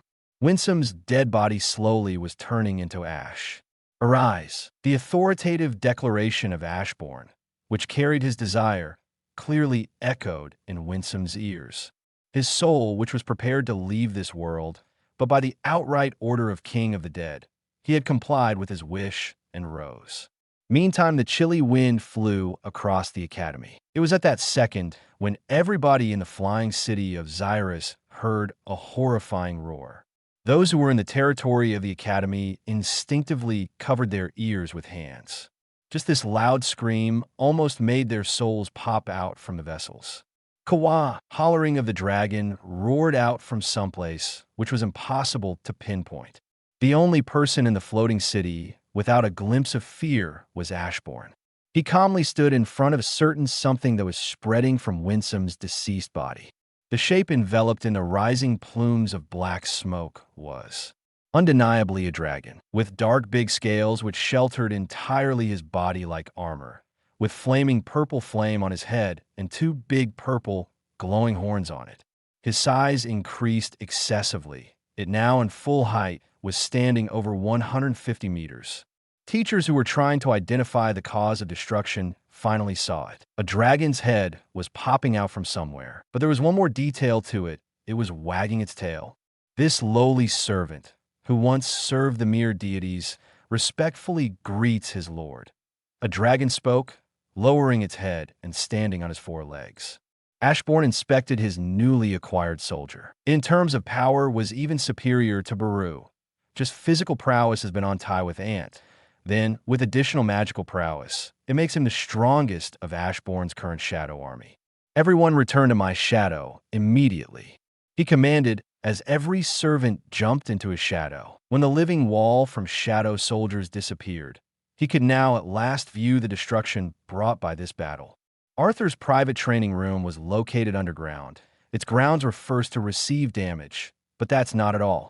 Just the first few attacks damaged the foundation of Xyrus Academy. Large castle-like structure, built by the best of the best conjurers, and even additionally enhanced, collapsed after the first few assaults. This implies how lethal was this battle after pre-test attacks. So, now I also made enemies out of Azuras? Well, too bad for them, said Ashborn, straight away leaving the site. Chapter 46. Not chapter. Good news. Everything was resolved, I guess. Well, translation is free now. I talked with translator himself, and he agreed to turn in free. I hope any conflicts would end right here. The translation is now free for Russian readers. I already told them in comments of translation that I wasn't against it if they won't charge money. So they're free to translate if they want to, again, if for free. Good news, I'm going to update again. No needs to worry. Chapter 46, Epheotis. First time in years, the Azuras were truly restless. Not because they were fearful of someone, but because one of their kind vanished without a trace. Winsome from the Indrath clan hasn't responded nor come back to the land of Azuras for the past few days. The duty of serving the Indrath clan was his responsibility, and reporting the current status of Dicathan was his task. Winsome for many years did this without flaws. Last time he was tasked to search Lady Sylvie's child. Speak, King of the Azuras, Kazes Indrath stated to his subordinate, who was kneeling in front of him. Yes, my lord. Through many investigations, we found traces of Winsome's mana in the flying city of Lessers. From traces, we are able to exactly tell what happened to Winsome. He was without a doubt killed, reported one of the subordinates, greatly shocking others aside from Kazes. Yet none dare to talk. Tell me the details, briefly demanded Kazes, without changes in his expression. Side of the battle was filled with a large concentration of mana, yet none were of Winsome. No other presence of Azuras were detectable aside from Winsome's. In addition to that, Winsome, for some reason, transformed into true form. Any utilization of ether art wasn't discovered. With these details, we can conclude that Winsome didn't fight against another Azuras, so this wasn't an affair organized by Vritras. Subordinate extended his explanation, catching everyone off guard. You imply that Winsome died in hands of Lesser? Kazes sternly questioned. My lord, that was also the first thought that crossed my mind. However, after witnessing a large concentration of mana in the vicinity, I immediately denied the fact of Winsome dying at the hands of Lesser. Subordinate at the mention of this paled, remembering his investigation at Xyrus Academy. Detach the strongest units. Generals themselves shall lead investigation further. Whoever killed Winsome shouldn't be overlooked, even if that somebody is Lesser. If spotted, without delay report others and eliminate on sight. The king of the Azuras stood up from his throne and commanded, My lord, please reconsider. It's too dangerous. Whoever was Winsome fighting against has the larger mana capacity than hundreds of us combined. Cried out a subordinate. The thought of actually fighting against such an opponent frightened him. So should we wait with folded arms? Kazes queried while glaring at his subordinate. This made clear to everyone that his order was absolute. Before walking out of the meeting room, Kazes turned towards a certain individual. Alder, you will carry on searching for my grandchild instead of Winsome. Meanwhile, on the floating city of Xyrus where the devastating battle occurred, everything reverted to its former states, aside from the academy, which was being rebuilt. Even if classrooms didn't take much damage, it was unsafe to let anyone enter the academy since there was a risk of the foundation falling. Why is it so cold out there? It's not even winter yet. Elijah Knight whined, while his whole body was shaking. Weather became cold very early, commented Arthur, although he could feel what actually was happening to the surroundings. It wasn't the climate getting cold, but rather something different. Being a quadra-elemental mage made Arthur feel and mend ambient mana way better than others. Even the leaves are gathering some black dust, said Elijah. Curious, Arthur turned towards a nearby bush and verified if Elijah was telling the truth. In fact, there were some kind of black particles on the leaf. This isn't dust, Arthur muttered, but it was unheard by Elijah. Art knew the reason for everything that happened was a battle between Ash and that dragon. Seconds later, he looked down at his own shadow and narrowed his eyes on it, as if trying to see something hidden in it. Arthur is realizing more day by day, muttered Ashborn and tapped his fingers on the armrest. Winsome, what do you think I should do against the Azuras? He asked his new soldier, which he after battle named Winsome, since he didn't want to waste time thinking about names. Azuras will start acting in Dicathan more vigorously. Most likely they will dispatch a special unit on this land, while somebody continues to search for Indrath's child. My lord, contrary to you, they don't stand a chance. If the command is given, I'm ready to eradicate them all myself. A dragon's head popped out from the shadow and answered Ashborn's question. How do Azuras live? Ash questioned once again. He was rather curious if all of the Azuras are efficient troops or if there are some peace-loving ones. My lord, Dicathan, is mostly the same as Epheotis. Rather, Epheotis is more developed in terms of political structure, society, and culture.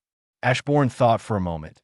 In his mind, he already formulated plans of what he's going to do in cases when Epheotis directly declares war on Dicathan or starts hunting for him only. My liege, isn't it better for us to attack Epheotis now and eliminate future problems? Baru came out of the shadow and kneeled next to Ashborn. His question was logical. However, there are too many things that even Ashborn can't answer. First, Azuras guided humans, elves, and dwarves through the Beast Era. They gave them a chance to survive. Then again, the Azuras are ready to sacrifice humans to vanquish Vritras. Killing both Azuras and Vritras was an option. However, there are too many of them. Attacking all of them now will result in this world collapsing. Even if he won in the end, this was not an option. This is not an option, Ashborn replied to Baru's question without explaining the details. I understand, my liege. Udo, Ashborn then called out for his Alacrian servant. My king. Udo appeared in front of Ashborn and kneeled down, lowering his head as deep as his horns allowed. Protect my brother. Report everything strange directly to me. At Ashborn's command, Udo smashed his fist on the ground. Aye, it shall be done, my king. He eagerly voiced before fading into shadow again. Silred is still with Ceres. Nothing considerable emerged in Alacria, so this leaves me only with Dicathan. I shall give information to Caspian. He can minimize losses for kingdoms, thought Ashborn, and just like other soldiers, he too faded into shadow. Ashborn stormed into the council meeting, right when Caspian and leaders of the kingdoms were discussing what happened in Xyrus. His abrupt appearance stunned everyone, though they had little idea why he came. Destruction in Xyrus Academy happened because of my little quarrel with the dragon, shortly declared of Ashborn, but the effect was like a brainstorm for others. How can you call that little? All of them cried out in their minds. However, they had to keep their calmness. Mr. Ashborn, I heard you saying the dragon. My ears aren't betraying me, are they? Asked baffled Blaine. No, it was the dragon, fully intelligent, and had humanoid form too. For you, they shall be known as deities. Answered Ashborn. Deities? The oldest elf in the room couldn't help but mutter this word loudly for everyone to hear. Mr. Ashborn, deities gave us artifacts. I don't think they meant any harm. Alduin spoke in a low tone, fearing not to unsettle Ashborn. For you may be, but I don't care. They dare to touch my family. I repaid them in the same manner. Ashborn's cold words sent shivers through everyone's spines. How is Arthur? Virion asked worriedly. How do you know it was Arthur who got attacked? I got a hunch from 4 years ago. The dragon, named by Arthur as Sylvie, now one of its kind, came here to take her back. Isn't this a realistic storyline? Virion chuckled before responding. Impressive deduction. To answer your question, Arthur is quite all right physically. Psychologically, he was always an idiot, to begin with. Virion laughed, thinking Ashborn was joking. Later he will realize that Ashborn wasn't joking, maybe slightly. What about those deities? Won't they seek revenge for their comrades? Caspian's question made the room tense up. Exactly, if they do seek revenge. You have to prepare. I'm not going to bother myself shielding every person living on this land. Do it by yourselves for now at least, stated Ash, hoping they would at least try something. Well, even in this case, he had a plan too, since he knew the incapability of the council in this matter. He thought about this too. The idea of evacuating people in relic tombs, where even Azuras can't enter, is a brilliant idea. Of course, Azuras wouldn't even know about people being there. Mr. Ashborn, thanks for informing us about this matter. Caspian spoke up. Indeed, they have to be at least thankful for receiving information. Since they proclaim themselves to be leaders of the country, they should do their job and protect their people. Caspian had principles. Surely he wouldn't blame others for his incompetence. The same was Virion. He too knew that Ashborn did them a big favor for taking Beast Glades under his jurisdiction and permitted them to use his name.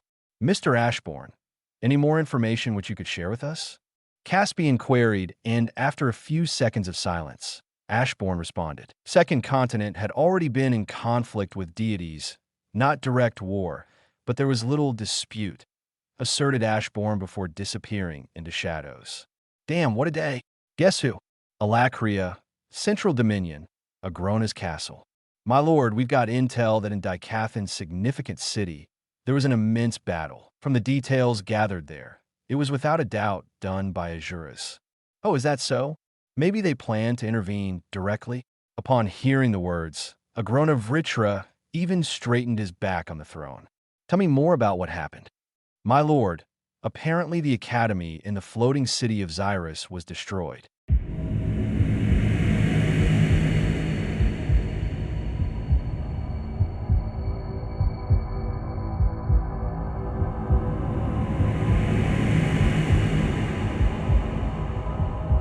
No more novels?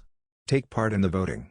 The most requested novels and those with the most likes will be chosen for publication on euroaudiobooks.com. There, I can upload as much as I want without the risk of receiving a strike. Our 18 novels and other content that exceed what is morally acceptable are only published on Patreon or the free novels page. Remember, the site is funded by donations on Ko-fi and Patreon memberships.